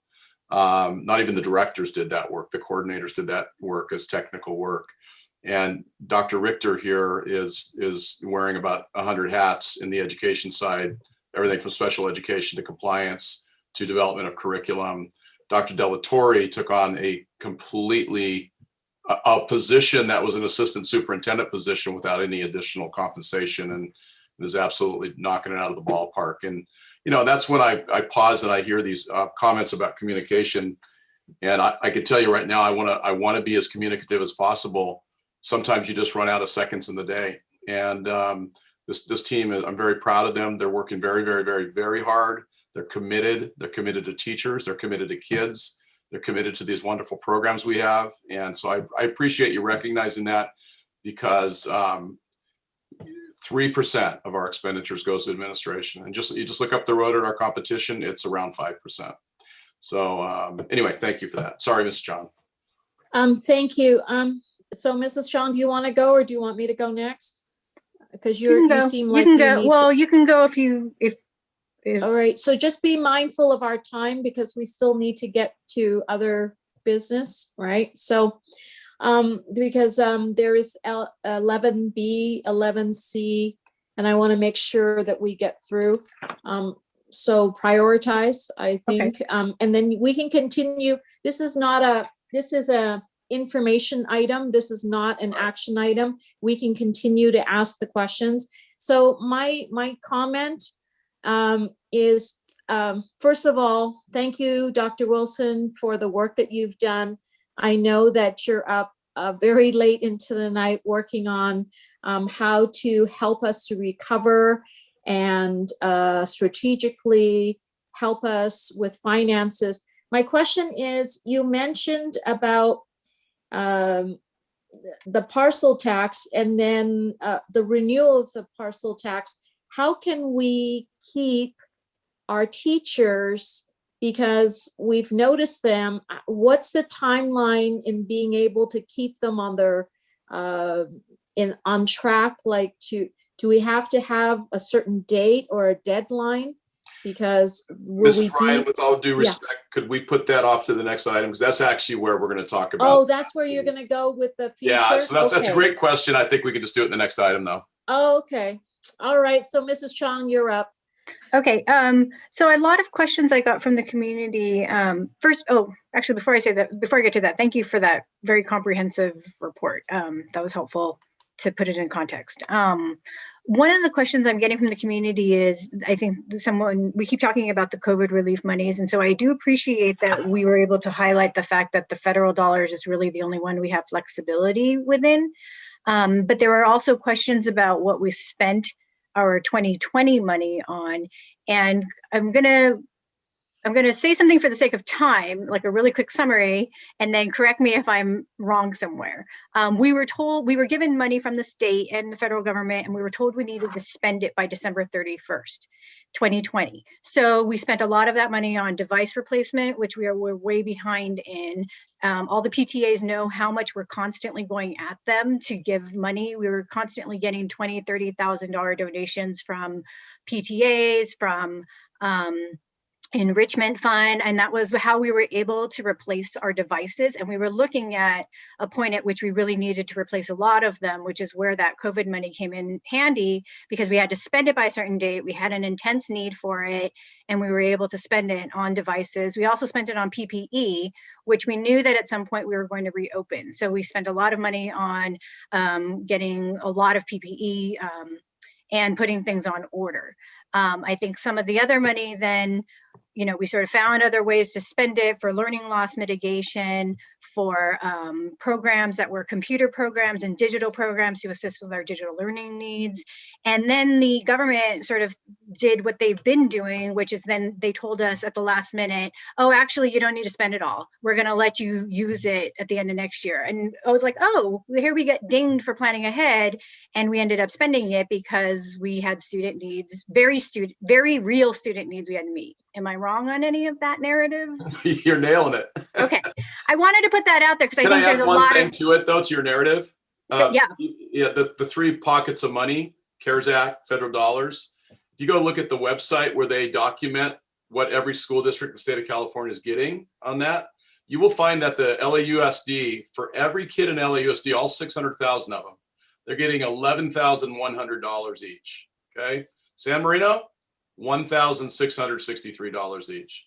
So not only is everything what you just said true, even like I mentioned earlier, when you get to grant funding and you get to relief dollars, right? We're getting about 1/8 of what LAUSD children are getting. So I want to just reiterate, I just really want to stress that all of those Chromebooks that we've been using, all of the hotspots, all of the PPE that we're taking advantage of to provide a high quality experience for our children this year, both in hybrid and in distance, we used that money in 2020 to pay for, right? I mean, that's kind of the reality. So, you know, had we known we would be here, assuming we even had flexibility with that money, which we probably didn't, could never have known. So I wanted to put that out there because I know that there's been a lot of questions about where we spent the 2020 money. And then regardless of that, we have this 2021 money. And I'm very heartened to hear that we're looking at ways to use it flexibly. I know that it is a long-standing policy among all school districts, all public school districts, to not use one-time dollars on anything that breathes. Right. Because we have to obligate ourselves with these 3-year programs. And I want to reiterate that that's important because a lot of people have said, how have we gotten here? That's how we got here. We would actually get one-time dollars and donations for programs, and then we would be encumbered to continue those programs. And after 2 or 3 years, that donation dollars dried up, or the donation dollars moved from one program to another, or we grew programs. I want to stress that we brought to San Marino CTE pathways. We brought partnerships with Caltech. We brought partnerships with Huntington Library. We brought a lot of activities, award-winning programs that cost a lot of money to run to our schools the last few years. And we didn't necessarily have a commensurate amount of LCFF dollars coming at the same time. We took a huge hit in how much money we were getting from the state in 2015. And so we kept spending in a way that we necessarily couldn't sustain. And there were some bad decisions made in the last few years without realizing where we would be. I think the hardest thing about all of this is always that we only make the decisions we can with the information we have and what's in front of us. And that's been so frustrating for all of us. And then just running out of time to even figure out what the next plan is or to communicate that effectively. So I think I appreciate that we're looking at different ways to do that. And I think I'm going to sort of just hold off. I do want to also acknowledge, I really appreciate the work that the administration has done at the school sites and at the district level, because considering the amount of work we're doing to deal with this year, plan for next year, and deal with the COVID crisis and our financial crisis, I think we're probably doing the work of 25 people with a staff of 10. And that includes, less assistant principals. Somebody said, oh, Dr. Lin is the one doing the collection of data of, students returning to classroom. And I was like, yeah, it's not like he has an assistant principal to do it. So he's literally staying up and, collecting all of this and creating spreadsheets. And so I appreciate how much work everybody has been putting in, from the administration down to the teachers, and the support staff, and the volunteers. It's just, it's been a lot of work. So that's it. We'll move on. Thank you. Thank you, Mrs. Chung. Student board member, did you have a comment, or I didn't want to exclude? No, okay. Okay, we're good. Thank you so much. So 11B, next steps. Dr. Wilson, I've keyed you up and set you up. Future parcel tax options. This is informational item only. Yeah, and before I get started, I just want to say the items tonight are information. They're a starting point. And sometimes in information items, you bring presentations and sometimes you don't. Sometimes you just talk with the board. And in this case here, I just want to talk with the board here for a second. So as you know, our attorneys at Lozano and Smith, specifically their parcel tax expert, advised us that there were only 2 possible dates going forward for a parcel tax election this year, 2021. And those dates they gave us were August 31st and November 2nd. We confirmed this with the LA County Registrar's Office, okay? We further confirmed this with a consultant we used to renew the parcel tax. However, in our efforts to leave no stone unturned and to investigate every possible option, we contacted our prior consultant, Joy Coomer, who told us that the information provided to us may not be completely accurate. So she advised that the LA County has always allowed for a parcel tax to go on the ballot of any Tuesday of the year, and in fact has been and is being contemplated right now by the LA County school districts around our counties. So she advised us to reach out again to the Los Angeles County Registrar's Office to obtain confirmation. So Dr. Delatorre contacted Alex Oliveira, Division Manager of Election Information and Preparation at the LA County Registrar's Office, which is our usual point of contact. He's kind of the one guy in the county who knows everything about elections. We had originally spoken to someone in his office a few weeks ago, right after we realized Measure E was not going to be successful. It was not Alex because he was on bereavement leave. You know, you talk about perfect storm things that kind of happen. Right in the moment when we needed his guidance, he was on bereavement leave for several weeks. So once he got back, he told us that parcel tax elections were a possibility on any Tuesday of the year, pending approval from the county, and that's a big if. He advised us to send a written letter to him requesting an expedited response confirming the accuracy of the parcel tax election information, which I have done. With respect to the question that I'm sure is on a lot of folks' mind, in fact, we heard it tonight, whether the date of the parcel tax election has any effect on the taxable year and when you can actually receive parcel tax monies. So we also received conflicting information on that. We were advised by one source that in order to receive the funds this year, we would have to have the election before July 1st. Of course, that put us into an instant depression, right? If we got to get it done before July 1st or we can't get the funds this year. However, subsequently, and I want to thank Dr. Delatorre for this, we were able to obtain written confirmation from Evelyn Ramirez, who is the tax services supervisor with the Los Angeles County Auditor Controller Property Tax Services Office. So this is the agency to whom we would submit our assessments on an annual basis. She stated that the date of the election itself is not the trigger for funding, but rather when the board approves the resolution and when we file the letter certifying the results. Those two things, when the board approves the resolution and when we file the letter certifying the results. Accordingly, if the election is held on August 31st and we're able to file the results by September 15th, we will still receive the funding for this year. This is according to Evelyn Ramirez, who is the tax services supervisor.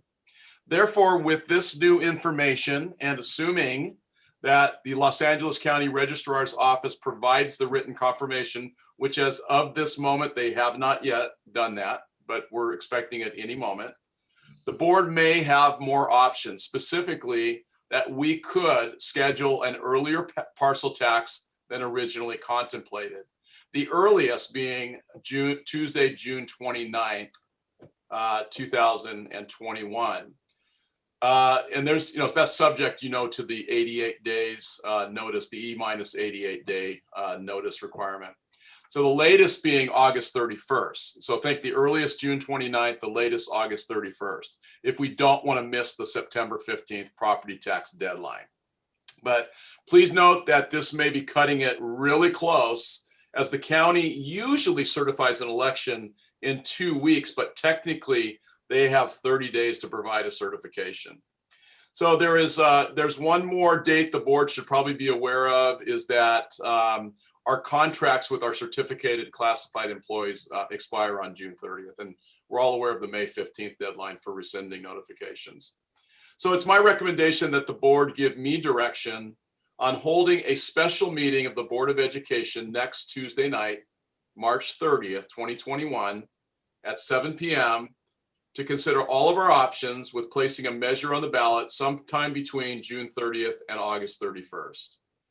In that meeting, staff will have all of the available information that's reliable in the time. We'll have the word from the county registrar to provide the board the opportunity to make the best possible decision regarding the future local revenues of our district. So that's the information I wanted to share with you. That's up to this afternoon. We were in contact with Alex Oliveira's office at the registrar, and he's promising to deliver us a written confirmation within a day. So that's the report from the parcel tax. So at this point, what I'm asking the board is to provide some direction about holding a special meeting of the Board of Education next Tuesday night. Unfortunately, I cannot make it next Tuesday night.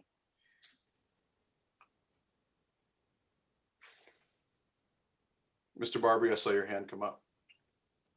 I just, I think we need to make sure that we do it as early as possible, whether it be Tuesday or Monday or whatever that right date is. Right.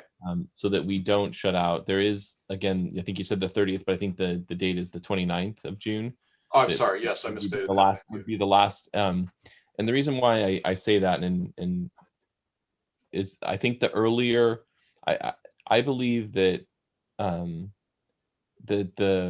vote won't change between, you know, who will vote for this and who will vote against it would not change between June and August. And I think the earlier that we show that we are trying to get this done, I think that it says something to our teachers that we're trying everything we can to get them, and to the classified staff, by the way. You know, yes, there's going to be a little blip because we won't have certified results, but and we certainly, you know, this will certainly be after May 15th, which is unfortunate. But I think the earlier that we can get this election out there, again, I think that it's kind of it's a foregone conclusion that we'll have an election sometime between June 29th and August 31st, one way or, you know, at one of those dates. And I think that, you know, the earliest possible, it shows a lot that, you know, to the teachers and to the community that we're trying everything we can to mitigate this as early as possible. So Dr. Wilson, are you prepared earlier, at an earlier date than next Tuesday if Mrs. Chanlin is not able to make Tuesday? I think we would do everything we can to make sure Mrs. Chanlin was accommodated. So No, I meant, could you Yeah, as far as the go meeting Monday, goes. Friday of this week? I'm just asking if you're able to do that. Dr. Del Torre, I don't know if you have any additional information. I think, I mean, just short, yes, I think we could probably make that happen. We still have some kind of, like I said, loose pieces out there that we're trying to solidify here. So board members, are we open to a Friday or a Monday meeting? Is Mrs. Chanlin available Monday? Yes. And Dr. Wilson, I verified we can do either. Okay, thank you so much. Mrs. Chung? Sorry, I'm like literally checking my calendar. I guess I better do that too, right? Yeah. However, I think I'm going to cancel whatever might be there. Well, it's my daughter's birthday, so I don't think I can cancel that. But considering her education's at stake, that's probably the best birthday present I can give her. Ha. There you go. I like it. No, I would say perhaps we can set 2 dates. I'm concerned that if we do it on Friday, that won't give enough time for the staff to adequately prepare. And I don't want to find ourselves having questions during that meeting. So if I would propose that we hold Friday and Monday, or Friday and Wednesday, whatever the earliest possible is, to ensure that you have all of the information you need so we can make an informed choice of what our next plan of action is. Because I don't want to find ourselves having more questions because COVID is just relentless and we keep finding ourselves with questions every time we answer a question. Right. So I just want to ensure that we have enough time to prepare. I did have a question as well. Would this be a mail-in ballot? Yes, okay. It would be. And that would mean that the ballots would be mailed out a month prior, right? Okay, because I am concerned if we're looking in the summer, I think earlier the better to ensure that the ballots arrive before people start flitting off on vacation. Everyone's a little cabin fevery right now. Right. And I'd be worried, I think I'd be a little bit worried about people not submitting ballots because they're on vacation. So June 1st is if you directed us to go out for that June date, June 1st is when the county, that's E29. So that's when the county would actually begin mailing ballots. Okay, and that puts us right when Memorial Day weekend hits. So I know we have graduation weekend that weekend as well, which means we'll have people around, but then they're off. And so I am concerned. We need to do a huge education campaign with the community to ensure that everybody looks for the ballot, fills in the ballot, and sends the ballot back. And if for some reason it gets lost in the mail, that's part of the communication campaign as well, to ensure, did you see your ballot when it came in? If it didn't, this is what it looks like, and this is how you get a replacement one. Can I just, while we're on that, I don't want to interrupt you, but I just, and just so you know, the ballots don't get forwarded.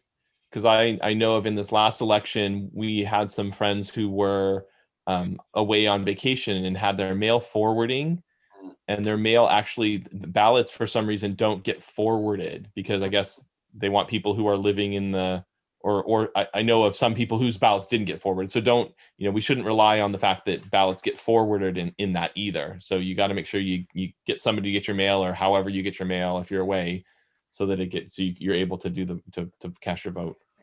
And then one more thing I wanted to stress, I think I don't want the community to misunderstand that if we do this, this means that we get to retain all of our teachers and programs for next year without any fundraising.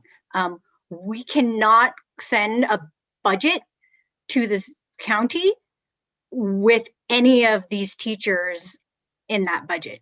So unless we find a way to restore that money, we're really not going to be able to hold on to those positions simply because of the timing. And so I think there's going to be, the next logical question in my mind then would be, well, then why should I donate if I can just look at that money be reinstated next year? And to that, I would say that this is part of the long-term financial stability plan, because what it does is it gives us breathing room so we don't find ourselves here every year. Because we are looking at rising costs over the next few years that are out of our control. We don't know what things are going to look like post-COVID. And so having that parcel tax money in our account next year allows us a lot of flexibility and a lot of planning to do a lot of that work that Dr. Wilson was referring to when he says future planning. When we think about academies or charters or magnets or exciting new programs that are going to really attract and retain families, we need money to do that. We need a stable funding source to be able to plan for that. And so having that parcel tax, in addition to any monies that we fundraise this spring, would give us so much of a nest egg. It would be like, when you buy a house and you still have money left over to buy furniture and you're not sleeping on the floor. So I really want to encourage the community not to think of this parcel tax money as necessarily full replacement, because we'll still lose all the teachers, which, as we've seen tonight, would just be probably lead to a little bit of a spiral, which would be devastating for our students who want to come back to some really exciting things next year. And I want us to be able to give that to them. Thank you.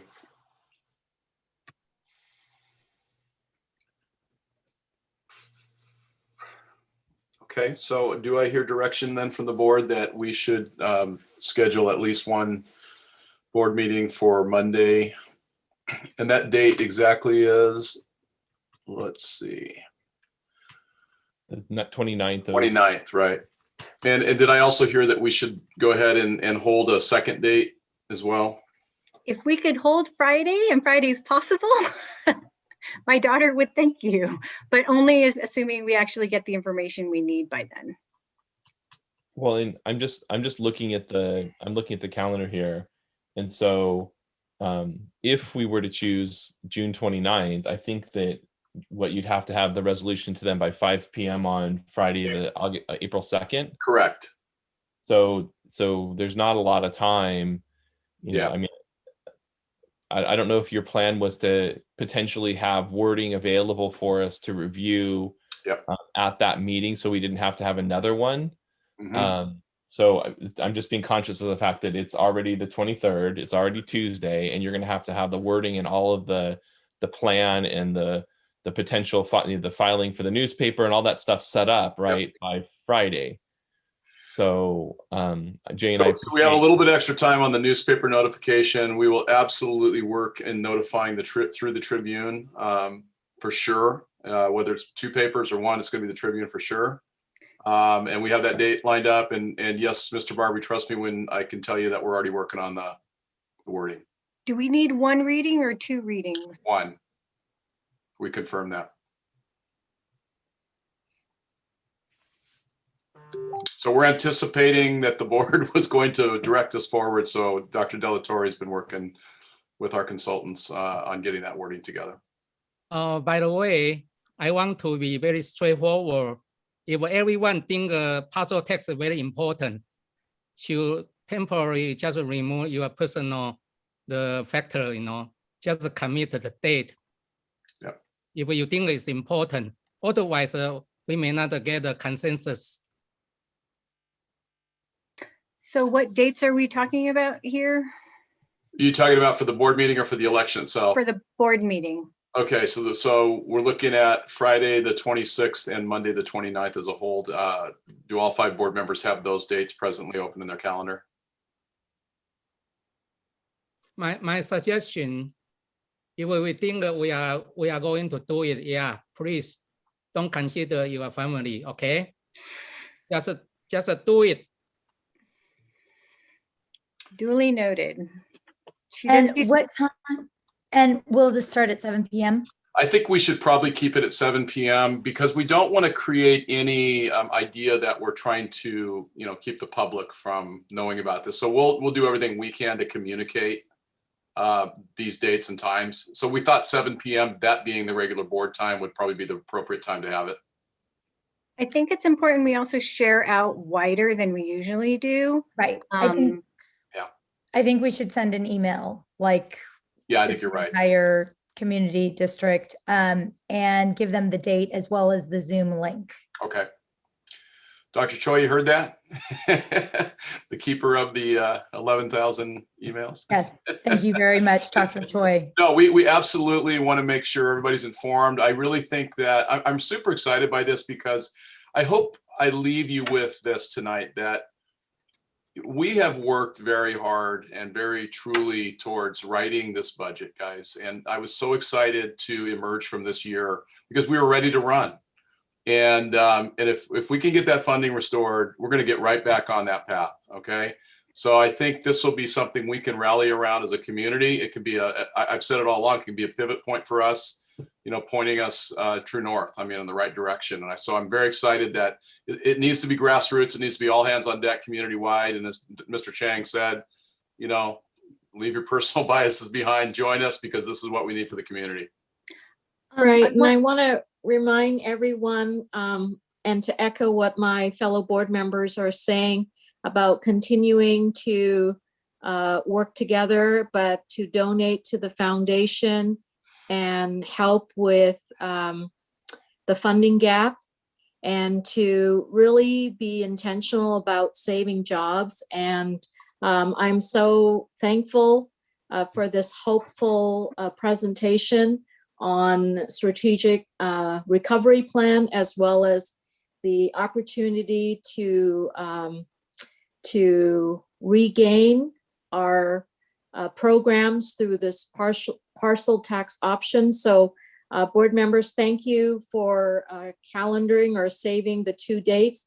So I'm hearing that Monday is the first priority date and Friday is the second priority. Is that correct? Am I hearing that correct? From the staff side, that's probably got to be correct. Just there's a lot of work to get there. But if we, if the board is directing us as best as possible to get to Friday, we'll do our best, our level best. But I think for us to get the notification out to the public in an effective way, and then also to prepare effectively, I think Monday's a more rational date. All right. I would support that, but I also wanted to say one thing too. There was some criticism from the community that the board did not come out and advocate as heavily for the parcel tax as it would have been expected. And I wanted to make clear that the board cannot advocate or oppose the parcel tax. So once we sign this resolution, we are, as a board, effectively required by law to sort of step back.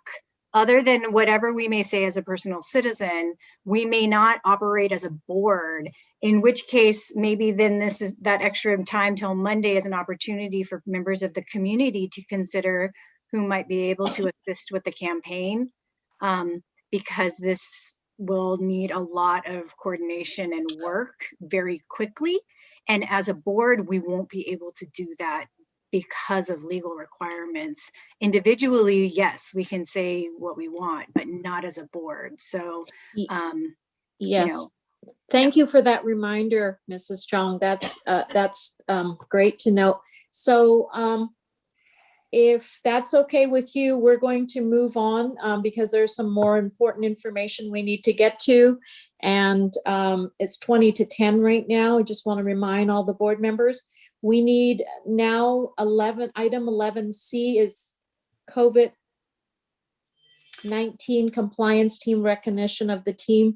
Dr. Yep. Stephen Choi and Dr. Jeff Wilson. Yeah, before Steve jumps on, just this will be our last COVID-19 compliance team update at the board level. The work they've done is phenomenal, and they really are a huge component of how we got to where we got to with opening our schools in a safe manner and the wonderful smiling faces that the kids have shown us. So we just wanted to take a moment tonight to recognize and thank the many members of our community that participated faithfully on a week-by-week basis to get us here. The doctors, the nurses, the community members, our teachers, our SMTA and CSEA partners, all part of this discussion, moving forward. So Dr. Choi, take off. Thank you. Thank you for that primer, Dr. Wilson. President Ryan, members of the board, student board member Bahini, executive team. It is with bitterness that I report one final update. Since the LA County metrics continue to be constantly being updated. We're moving in the right direction. All of the numbers are moving in the right direction. We're looking as moving in terms of LA County moving into the orange tier as early as the second week of April. So just today, the numbers for the adjusted case rate dropped into the orange tier.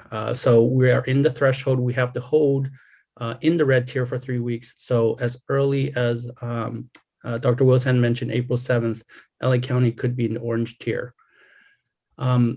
Since the last presentation, as you all know, we are in the red tier. All schools in terms of TK through 12 are allowed to reopen.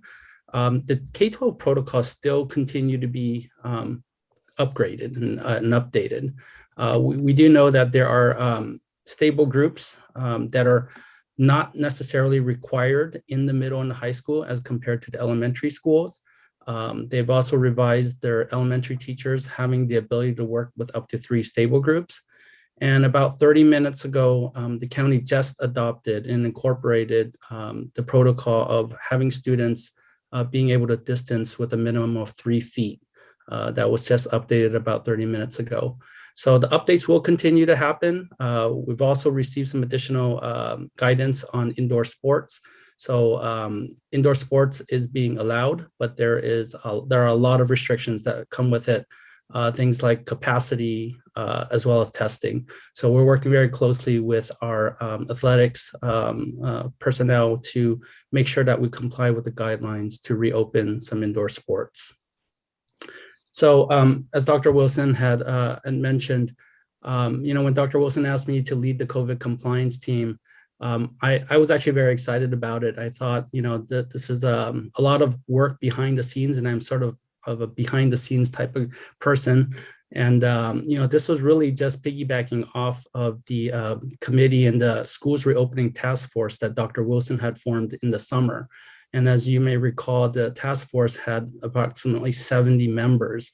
So to have the opportunity to work with a smaller team to really establish and enforce safety protocols, to educate our staff and students, as well as serve as that connection between the school district and the county, I was really charged up for it. And there are many positive outcomes that came out of this.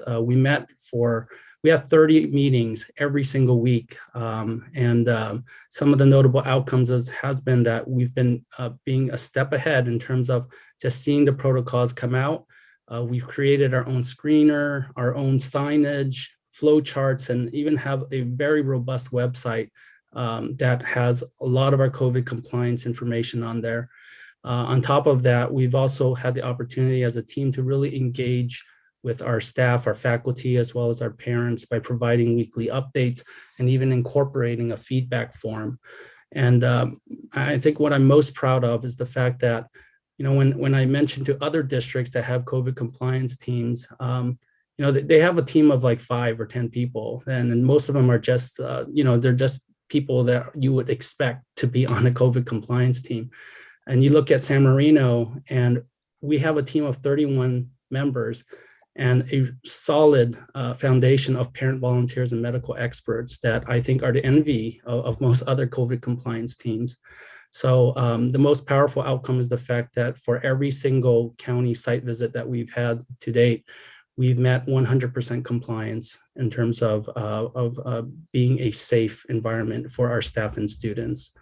So as a final thank you to all of the members that are on the COVID compliance team, I appreciate everything that you have done, your commitment and time and your service to our students, our staff, and very importantly, I want to thank our parent volunteers, professionals that really dedicate their energy and time into ensuring a very safe environment for us. So I know it's hard to get everyone together for a final thank you, but I have this collage up, and I want to thank all of you for participating. We will continue to reach out. I'm looking more at a more concentrated team as we restructure COVID compliance team and focus on implementation. But I will reach out on occasion to reach out for your expertise. So thank you again. And we look forward to focusing our energies on reopening and other possibilities. So thank you.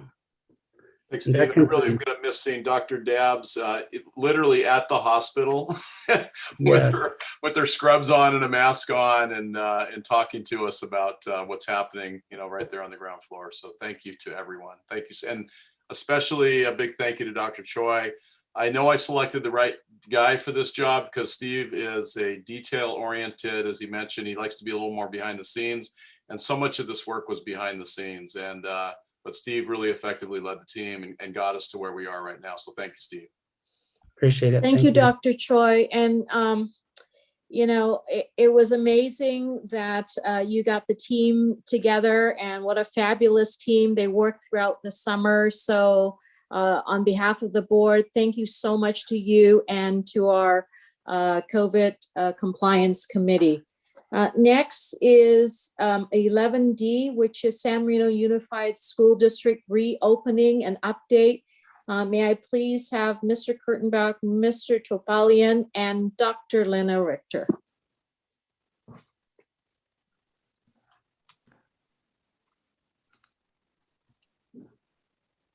It would help if I unmuted first. Thank you, President, Board President Ryan, members of the board, Student Board Member Vahini, Superintendent Dr. Wilson, and executive team. I am pleased to share with you tonight, along with Mr. Kurtenbach and Mr. Topalian, an update on our TK-12 return to school. But before I begin, I too would like to reiterate what many of us here tonight have said. And that is a big thank you to our teachers for all that they've done, all that they're currently doing, and what they will continue to do for our students and our families. With constantly changing guidelines and updates, our teachers continue to shift, continue to reorganize, and continue to restructure to do only the best for their students. And we really could not do this work without them. So again, I just want to make sure that we thank our amazing teachers. Next slide. So I want to begin with the purpose of this presentation, and the purpose is to provide the board with an update on TK-5 return to school for students who are currently participating in distance learning and would like to join the in-person hybrid group. Also highlight the current in-person hybrid participation and current availability for students to join the in-person hybrid group at this point. We'd like to share with you an on-ramp prioritization process, as well as provide the board with an update on our grades 6 through 12 return to school plan, which will be presented by Mr. Kurtenbach and Principal Kurtenbach and Principal Topalian. Next slide, please. So students currently participating in distance learning and requesting to return for in-person hybrid learning will have that opportunity to do so starting tomorrow, March 24th, space permitting per public health and county guidelines. And we know these continue to change and evolve on a daily or actually hourly basis. The district sent out a survey to all TK5 parents to inform parents of the on-ramp opportunity and to gauge interest in returning to in-person hybrid learning. Our teachers and principals have really been working closely for the last few days with one another to identify, confirm availability, and really prepare for students for when they return to campus for in-person hybrid learning if they choose to do so. Next slide, please. In anticipation of inviting additional students to in-person learning, on-ramping or placement was prioritized as follows. The first priority, which was shared with our parents on the survey that was sent out, first priority was given to parents or guardians who requested in-person hybrid learning on the initial commitment surveys for both TK2 and grades 3 through 5. The second priority was given to students who had siblings currently attending in-person hybrid learning, again in grades TK through 5. And then lastly, the third priority was given to parents or guardians who wished to change their initial commitment from distance learning to in-person hybrid learning. So this is how on-ramping or placement, returning to school, was prioritized. Next slide, please. So I wanted to share this slide. This slide really illustrates participation numbers by school site for students currently participating or attending in-person hybrid learning, as well as the available opportunity or space available for students to return to in-person learning at this point. Again, per state and public health guidelines. We want to make sure that our students are safe and our teachers are safe. That is our #1 priority. So prior to serving our parents and guardians, Carver had 252 students attending in-person hybrid learning. And this is grades TK through 5, with the opportunity for 104 additional students to return, again, adhering to county and public health guidelines. Similarly, Valentine had 291 students attending in-person hybrid learning, with availability for 51 additional students to return to school again. Many classes were already full prior to even beginning the on-ramping process. They were full at capacity, so we were not able to bring additional students to those classrooms. This information of classes being full was also included on the survey, so parents were aware that certain classes had already been were already at full capacity. So after the survey results were analyzed, Carver had 53 students that will be joining the hybrid in-person learning starting tomorrow. And Valentine will have 44 students starting the hybrid in-person learning starting tomorrow. And these numbers are a little bit different than what we see at the slides because our principals and teachers have been extremely busy refiltering, disaggregating the data to make sure that they're capturing all of our students that have requested to be in person. So our current numbers again is 53 for Carver and 44 for students at Valentine. The slide does say 40, but it has been updated to 44. And I do want to mention that nearly all requests, almost 100% of our requests, with the exception of a few, we were able to accommodate. That means students were able to be placed in the classroom with their initial teacher, their homeroom teacher. So there was no reshuffling that had to take place. So nearly all of the requests were accommodated. So we're really happy to hear that. And they were accommodated per county and public guidelines, maintaining social distancing. And so those are the numbers that we currently have. We're looking forward to our students beginning tomorrow. We're excited that the work our teachers have been doing over these past couple of days to prepare the classrooms and welcome some of their other students back to in-person learning. Next slide, please. And at this time, I'm going to give the opportunity to Mr. Kurtenbach and Mr. Topalian to provide a brief update on grades 6 through 12 return to school. And I believe this is informational item 11D2. So Mr. Kurtenbach and Mr. Topalian. Thank you, board. Thank you, Dr. Richter. Thank you for giving us the opportunity just to speak real quickly about the work that we have been doing over the last few days in preparing to come back to school.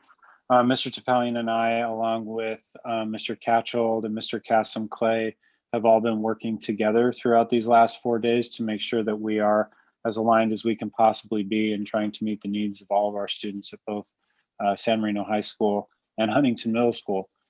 We have a slated start date of next Thursday, April 1st. We sent our survey out this past Sunday and it was open until 12 o'clock today.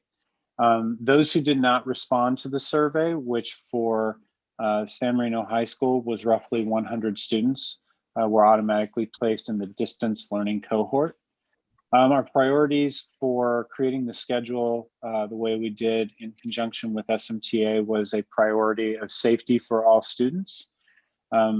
We were trying to also protect instructional minutes and curriculum integrity because many of our teachers have done incredible work over this year in really tailoring the curriculum to an online environment while still maintaining the high rigor. So we wanted to do our best to protect that. We needed to preserve all student schedules. We didn't want to have students have to switch teachers in order to attend. And we wanted to protect the teacher workload, understanding that any change at this point would create a lot more work for our staffs. We also at San Marino High School had a major focus on making sure we could still manage the expectations of many of our end of the year activities, some of which have taken on a very different feel this year, especially AP testing. Mr. Topalian, anything to add on that side? I don't want to take the entire time. No, you're doing perfectly fine because we're just aligned on what we've been doing. So you're doing fine, Mr. Kurtenbach. All right. So to help our teachers prepare for our students' return, we are designated next Monday, Tuesday, and Wednesday as asynchronous learning days. And this will allow our staff to be in their rooms, preparing them, setting up desks the way that are needed, getting the materials out that they need, setting up dividers for students, making sure that all desks are 6 feet apart. That will aid in not just them feeling comfortable and ready, but the students knowing exactly what to expect when they get there. To that end, we are preparing videos. We are going to be pushing out to students on many of the new procedures or updated procedures that we have to do because of COVID. We will also be sending out to all of our students and our teachers, and then of course our parents, the updated scheduling by this Monday, no later. That way, students will know if they are in an A cohort, a B cohort, or a C cohort, C being home the whole time. Teachers will know which students to expect on each day. And again, this will aid in everybody's ability to plan. At the time of the creation of this slide, we had about 630 responses for each school. I'll let Mr. Topalian fill you in on Huntington, but at the high school, we ended with just about 860 responses out of 938 students. Mr. T? All right, good evening, board. As Mr. Kurtenbach said, a lot of work has been behind the scenes. I first also want to make sure we recognize Eric Negroe, who's been very influential in helping us gather the data today, as Carlos and Ryan, our assistant principals, have really been influential in helping us today gather our data. I want to thank our families that responded.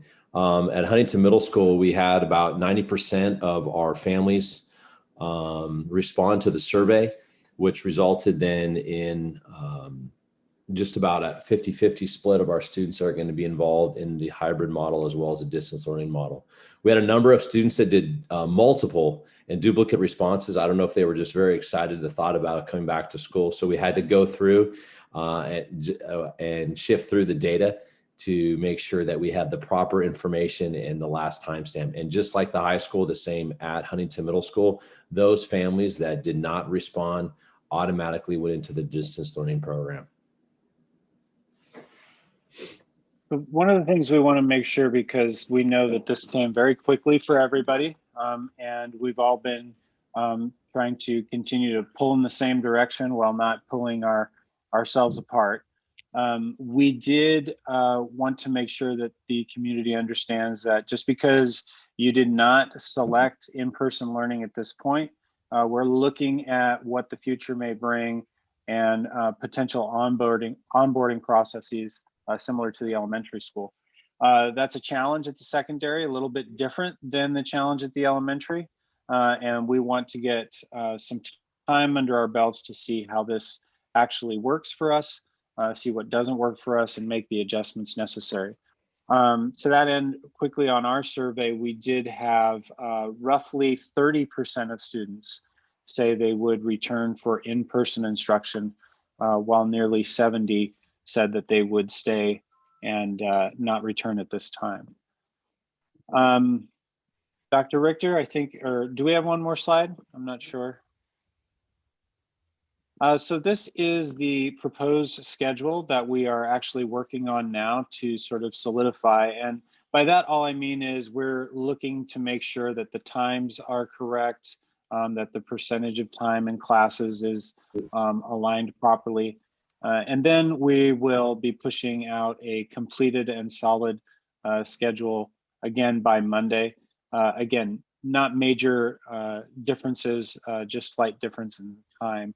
And that will be also aligned at the middle school. It's one thing we're making very sure of, because we do share several staff, that we align our schedules as much as possible so we can support them and those students. Anything on this, Mr. T? No, not at this time. You can continue.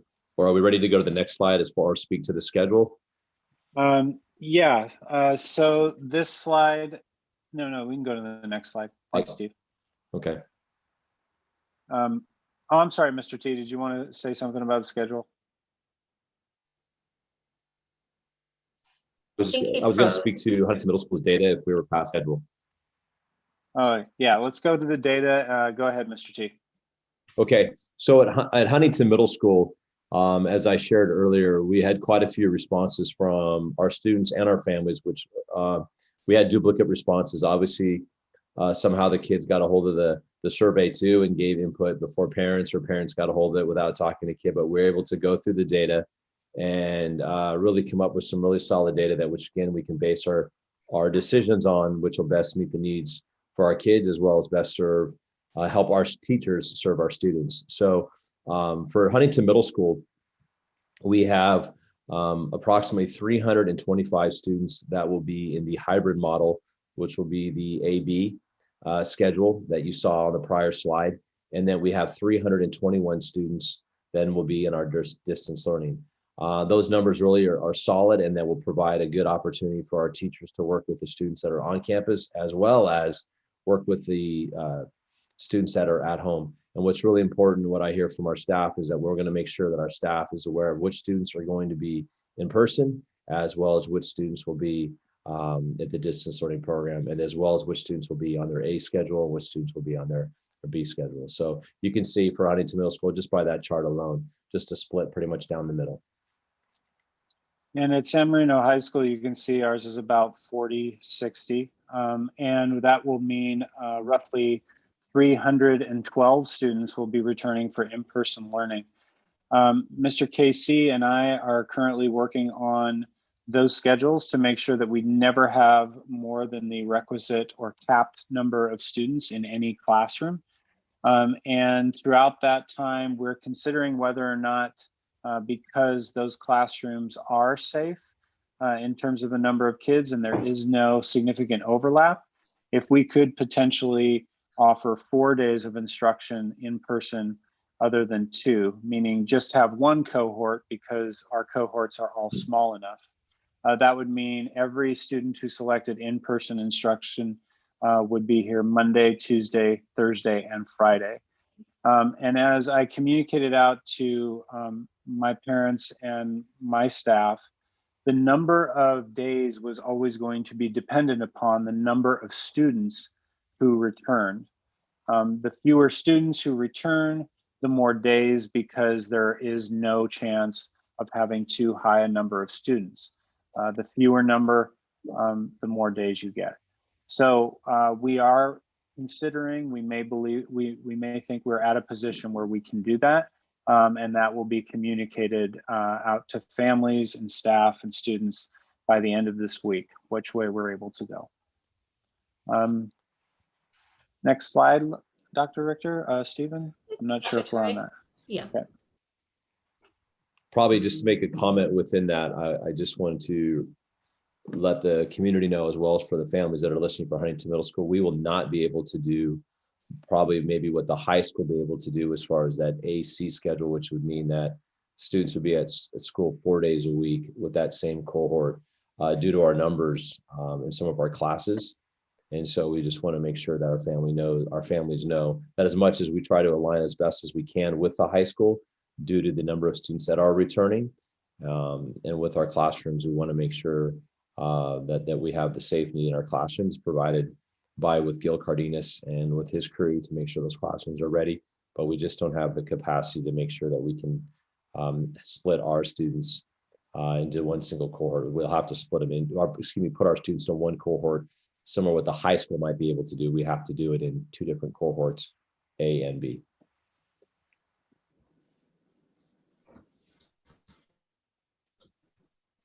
So that does conclude this presentation. If there are any questions, we would be more than happy to answer them at this point.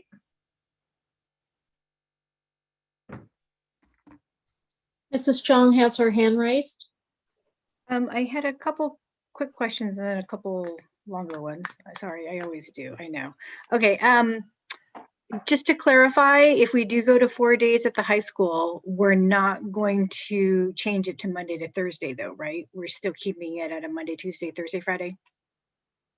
Yes, in support of the middle school, because we do need that day to significantly clean our classrooms, do a little bit more of a deep cleaning.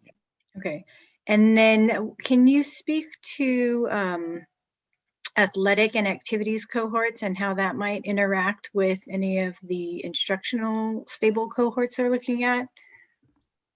Yeah, it's my understanding it's the only way we could open a school, a high school in California right now, is that those cohorts operate under kind of different sets of parameters. So you can be in an athletic cohort and an athletic one.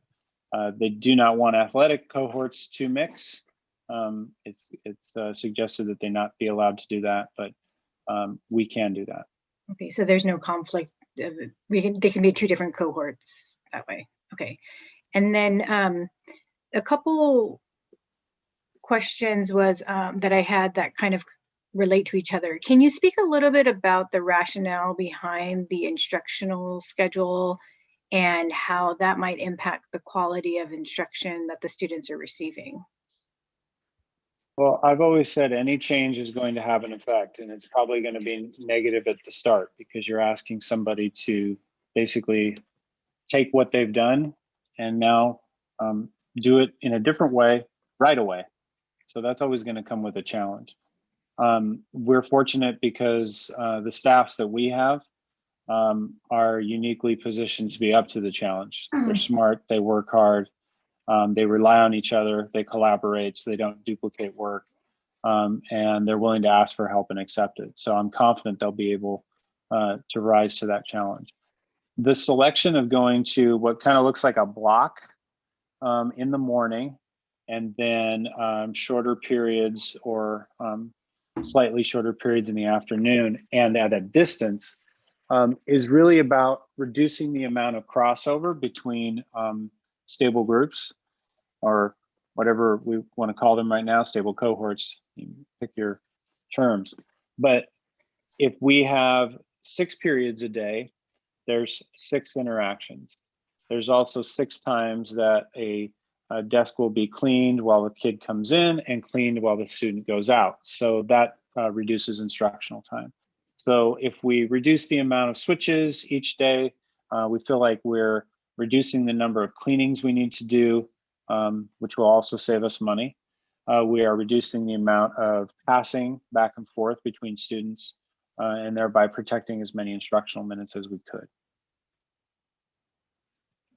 And then my last question would just be, is there any additional assistance or supplies that you need, given that this is coming up quickly? And is there any way the community can help in that? I think the biggest thing that we've asked for so far is we reached out to the PTSA at my school to ask for volunteers to hand out Chromebooks on the 30th and 31st. We're issuing every student in San Marino High School and Huntington Middle School who doesn't already have one a Chromebook for the purposes primarily of having a district device loaded with the appropriate software on my school to take AP exams, the CASP, the CAST, all of these things that we're required to do and that we want to supply for the kids. Not to mention it's now kind of the primary instructional tool. So they are helping us out by providing the needed support to hand that out on that day, because quite frankly, we'll be pretty busy preparing for students to come back. So we don't have a lot of staff to do that. So I think that's one of the biggest things. We have lots of PPE coming in. We ordered a thermometer for every teacher, one of those little trigger thermometers. We also got an additional no-touch scanner. So we'll have 3 scanning stations. What I would need from the community is a reminder every morning for your child to fill out their screener. A reminder every morning to keep your mask on, make sure that you are staying physically distant and doing everything that you're supposed to do to stay safe at school. It looks different now. So those are the big needs from my perspective. Mr. T? Yeah, I think one of the big things that I think that Mr. Kurtenbach touched upon is our instructional staff. I think the one thing that they would love to have is more time, but they continue to rise up to the challenge, and I know that they're tired and weary. So I think anything that we can do as a community to support our instructional staff, specifically our teachers as a whole, to encourage them. We've asked a lot of them. COVID has demanded a lot of our staff during these times, and they continually impress us, but they are continually getting to the end. And so here we are making another big change for these people to adjust their curriculum. So yes, as Mr. Kurtenbach shared, anytime that there's change and there's change in instruction, there might be a little bit of a negative input in this impact in the start. But I'm confident as we get going here in the remainder of weeks that we have ahead of us until we live in for May 27th, and that we're going to do well, and we're going to be doing an outstanding job with the people that we have on board. As far as for what this looks like for Huntington, specifically, it's going to be a little bit of an adjustment as we work with our young people. This is an exciting time for a lot of our young people in the time of their lives being in middle school, but it's all of newness. A lot of our 6th graders haven't been on campus yet. So I think one thing that I would need from the community is patience. As we get kids on campus, as Mr. Kurtenbach shared, you know, the handheld thermometers, we'll have those at the classroom doors as kids walk in, and as we can encourage all of you as family members that are still listening at this hour, just to remind yourselves to set it on your Google Calendar, whatever your reminder, at 8 o'clock or 7:45 to do your COVID screener, so we can take care of that. Take care of business before you walk on campus. Those little simple things like that really help the flow of the day and will help us as we guide and direct the students once they walk on campus. Because once they're on campus, it's going to be a knockout of the ballpark day with our kids, and we're excited about them being there. And it's going to be great for their friends to see them on screen as well as in a classroom, those that have chosen distance learning. I think it's a win-win for both those that are on campus and those that'll be at home. And so I think those are the big pieces for us. And yes, also as Mr. Kurtenbach shared, some support and help would be definitely needed on those days for helping with Chromebooks. But I would think we probably would need to go through Dr. Choi on that, as far as making sure that we don't have too many hands touching those devices, but we have the proper hands that should be touching those devices to give them to our families. So that's on that part for Huntington Middle School. Thank you. Oh, Mrs. Chenlin. About choir and band, how will those classes be handled? Actually, that's a really great question. There's some really cool masks that are out there that go over the instruments. And so I had a really great conversation today with our music teacher, and she's all on board. And so we're going to be working on knowing which kids are coming and what masks and what type of masks that we need to get, what kind of covers. There are these cool covers that go over the wind instruments. We're looking at doing that outside so we can bless the community with the sounds of Huntington. So that'll happen in the morning. So if you want to be out in the back on Sherwood and you want to hear our sounds and hear our sounds, but we're going to be making those adjustments to make sure our kids are doing that. Choir will probably more likely be outside as well with our masks, or we're going to work something out within either in the gym in that large big space with the kids with their masks. But I'll be working with our choral director as well to make sure that our kids have the same opportunity that our band kids do. And our orchestra, obviously, they can pluck and string away. And they're going to do some great stuff too, but they can obviously be in the classroom. Great, thank you. Thank you so much for the presentation, Dr. Richter, Mr. Kurtenbach, and Mr. Topalian. Thank you so much for joining us and providing a reopening update for us. Next up, we have board superintendent discussion items. There's still another presentation, Shelley. Sorry, Mrs. Ryan, you have Oh, the 11D athletics, arts, and activities. Oh, so are real we calling quickly, Dr. Richter back? Yeah, real quickly, Dr. Richter, if it's going to take longer than 12 minutes, we'll probably need to make a motion to add time to the meeting. It may take about 12 minutes. All We right, can probably get through it pretty quick. We'll have you accelerate a little faster, and we'll do our best to get there. But I'll warn the board if we get close to 10:30 to add time. Absolutely. Okay, thank you, President Ryan. Thank you again. Thank you, Superintendent Wilson.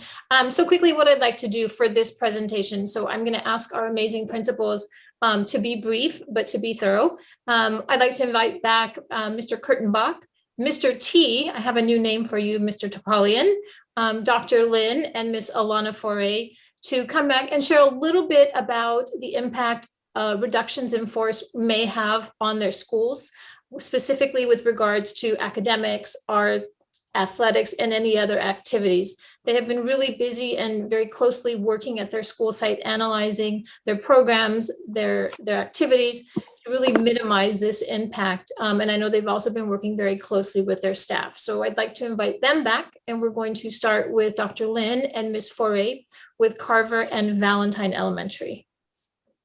Good evening, President Ryan and members of the board, Superintendent Wilson, and a great looking executive team at 10:15 at night. I just want to, Dr. Lynn and I we'd like to report to you about the reduction in force of our faculty and the impact on the 2021-22 school year. On March 12th, 18 faculty members were noticed at Carver and Valentine, 11 at Valentine and 7 at Carver. The reason for the difference is that there are more new hires at Valentine in the last couple of years. I'm going to talk about just the first couple of bullets there, and then Mike will cover the second two categories. In terms of academics, we will be losing 3 teachers at the upper grade level at each of our sites. And what this translates to is going from 8 teachers to 5 teachers.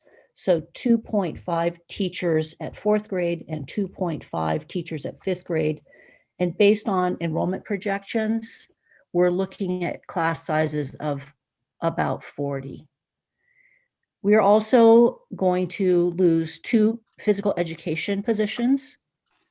Our physical education programs are beyond compare in any other public school. Our teachers have been here a nearly combined total of 50 years working with our kids. So their programs are really comprehensive and standards-based and spiraling from year to year. So children are growing in terms of their fitness capabilities. They're learning character education. You can see from the items here that the programs are really comprehensive. So this would be a devastating loss to our students. In addition, the teacher's prep time is something that is afforded by the PE period. And so that is something that will have to be addressed as we look ahead for next year. Mike?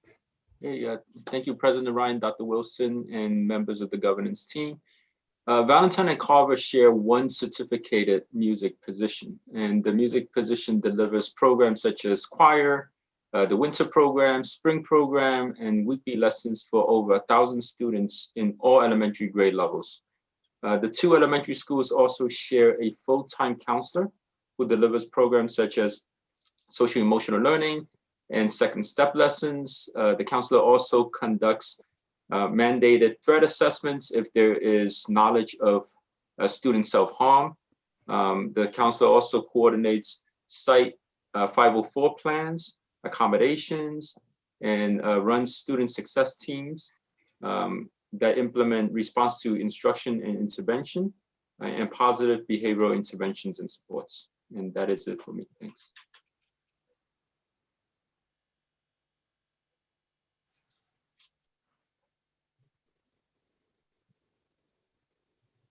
Okay, for Huntington Middle School, first off, thank you again, Board President Ryan, board members, student board member. I think you should have permission soon to go to bed. I know you got school tomorrow, so I don't want to make it too quick, but just honoring that. And then our superintendent and executive team. So for Huntington Middle School, it's huge. This is a big one. I spoke to this today to our PTA meeting, association meeting that was held for Huntington. And one of the big impacts for us right now is our morale. It's a big hit for us for such a great school and with great people. Been working really hard with Principal Kurtenbach over at the high school, just our articulation, our alignment with the high school. And then, I'm not going to go without saying that the beautiful work that the instructional staff and the leadership does at Carver and at Valentine that give us these great kids. And this impacts them as well, as Ms. Frey and as Dr. Lynn have shared. So we're truly caught in the middle in this mess. And being a middle school, it's hard for us because we get these great kids, and then we want to pass them on to the greatness and the great things of the work that the instructional staff does at the high school, and now their impacts. But it really impacts us on the work that we can do and the work that we can continue to do from the work that gets done at the two elementary sites. So how does it hit us? Well, it hits us hard. Hits us in some 5 impacted ways, but it hits a core at 11 areas for us with our certificated staff.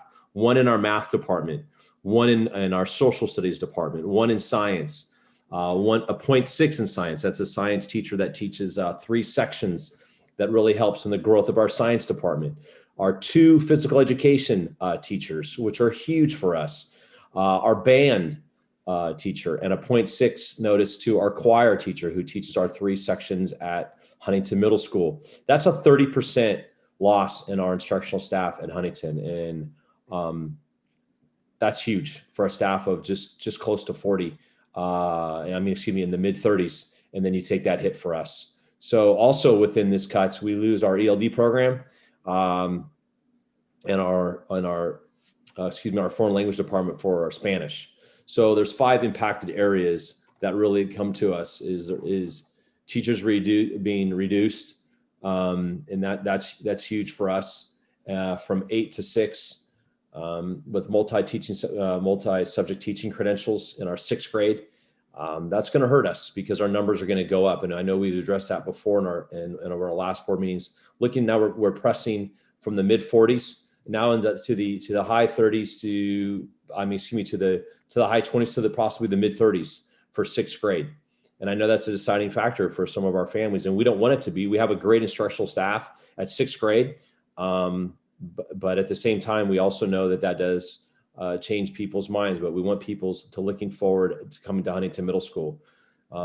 We do know that our projected enrollment does show some enrollment numbers that could possibly decline. However, we do know those numbers might be right up for us into the 30s. So all in the core area for us, we're looking at a reduction of 1.0. That's a with that full-time employee for teaching 5 sections at the site in those core academic areas, which I shared earlier with math, social studies, English, and science.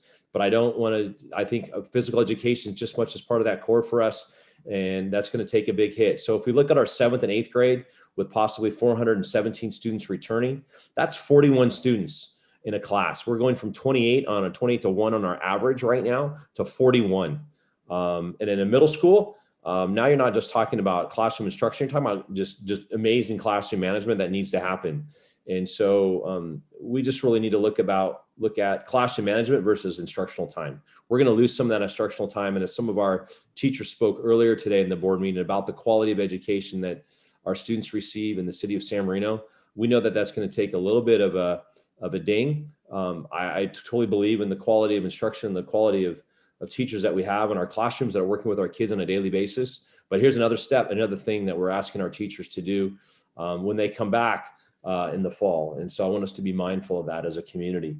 Our visual performing arts, award-winning, as one of my teachers has shared who called in, that every time our kids go somewhere, they do great things and they come back with amazing trophies and plaques and recognition and awards. And so but just so you know, at Huntington Middle School, 60% of our students are involved in a VAPA program, visual and performing arts, be it from the fine arts in an art class to orchestra, to band, to choir. So that's huge. And not even to mention what our kids do in speech and debate and mock trial, which is outside of the bell schedule for our kids, who do an amazing job at Huntington. So we reduce all of our music to one teacher between Huntington Middle School and San Marino High School. That's a lot to ask in a tall order for an amazing individual, especially within our music department for band and for orchestra. We'll have one band teacher reduced, and that point section of that choir is reduced. So our art sections, also in our electives, the amazing art program that we have at Huntington Middle School, from painting and drawing to our art and our art intro. And as kids are able to do inspection for the electives, oftentimes for our students, that is the class in which those students for in special education, those are electives, that's their general education class. So it's something for us to be very mindful of. And then physical education, we're looking at our numbers going from the 40s, from the 80s now, from the high 40s. And so that's a quick shift. And a lot of students out on PE, and you're considering now when they change in 7th and 8th grade, changing the locker room time and managing that.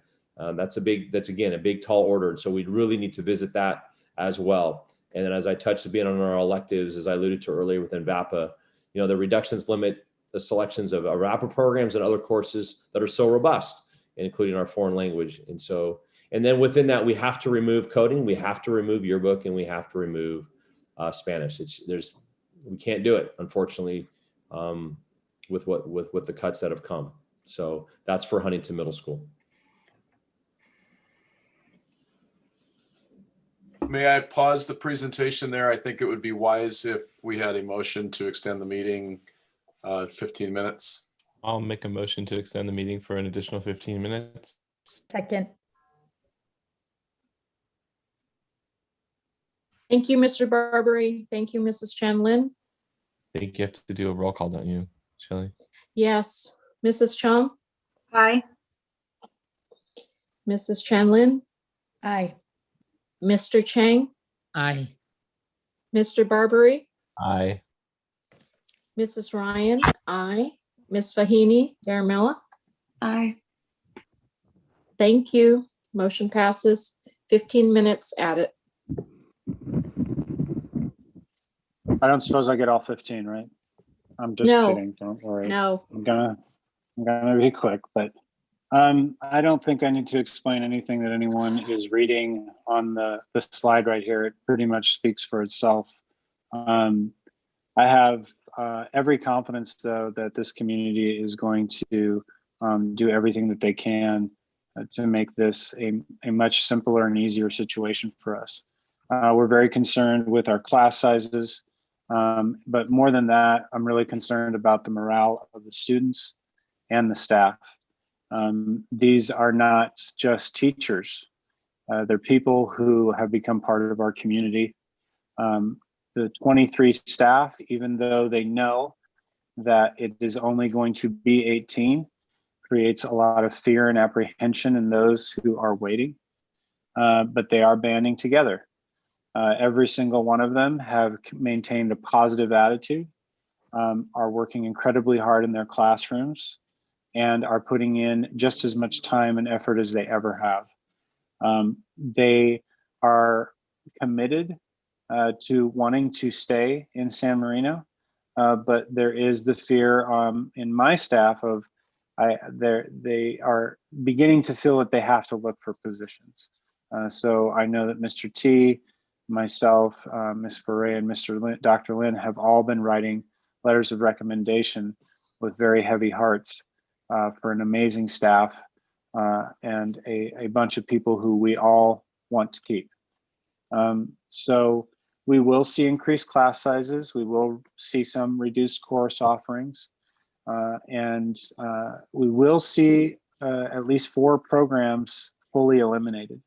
The Japanese program, yearbook, which will likely become a club, dance, a tradition at San Marino High School unlike no other, and then the Caltech STEM program. Both teachers who currently teach that and have only ever taught that course are both impacted by the notices. So we are doing what we can to backfill that and train and prepare, but it is quite a heavy lift because that is definitely the most unique class I think that most kids will ever encounter. But we're doing everything we can to prepare for the worst. But because we have faith in this community, we really are hoping for the best.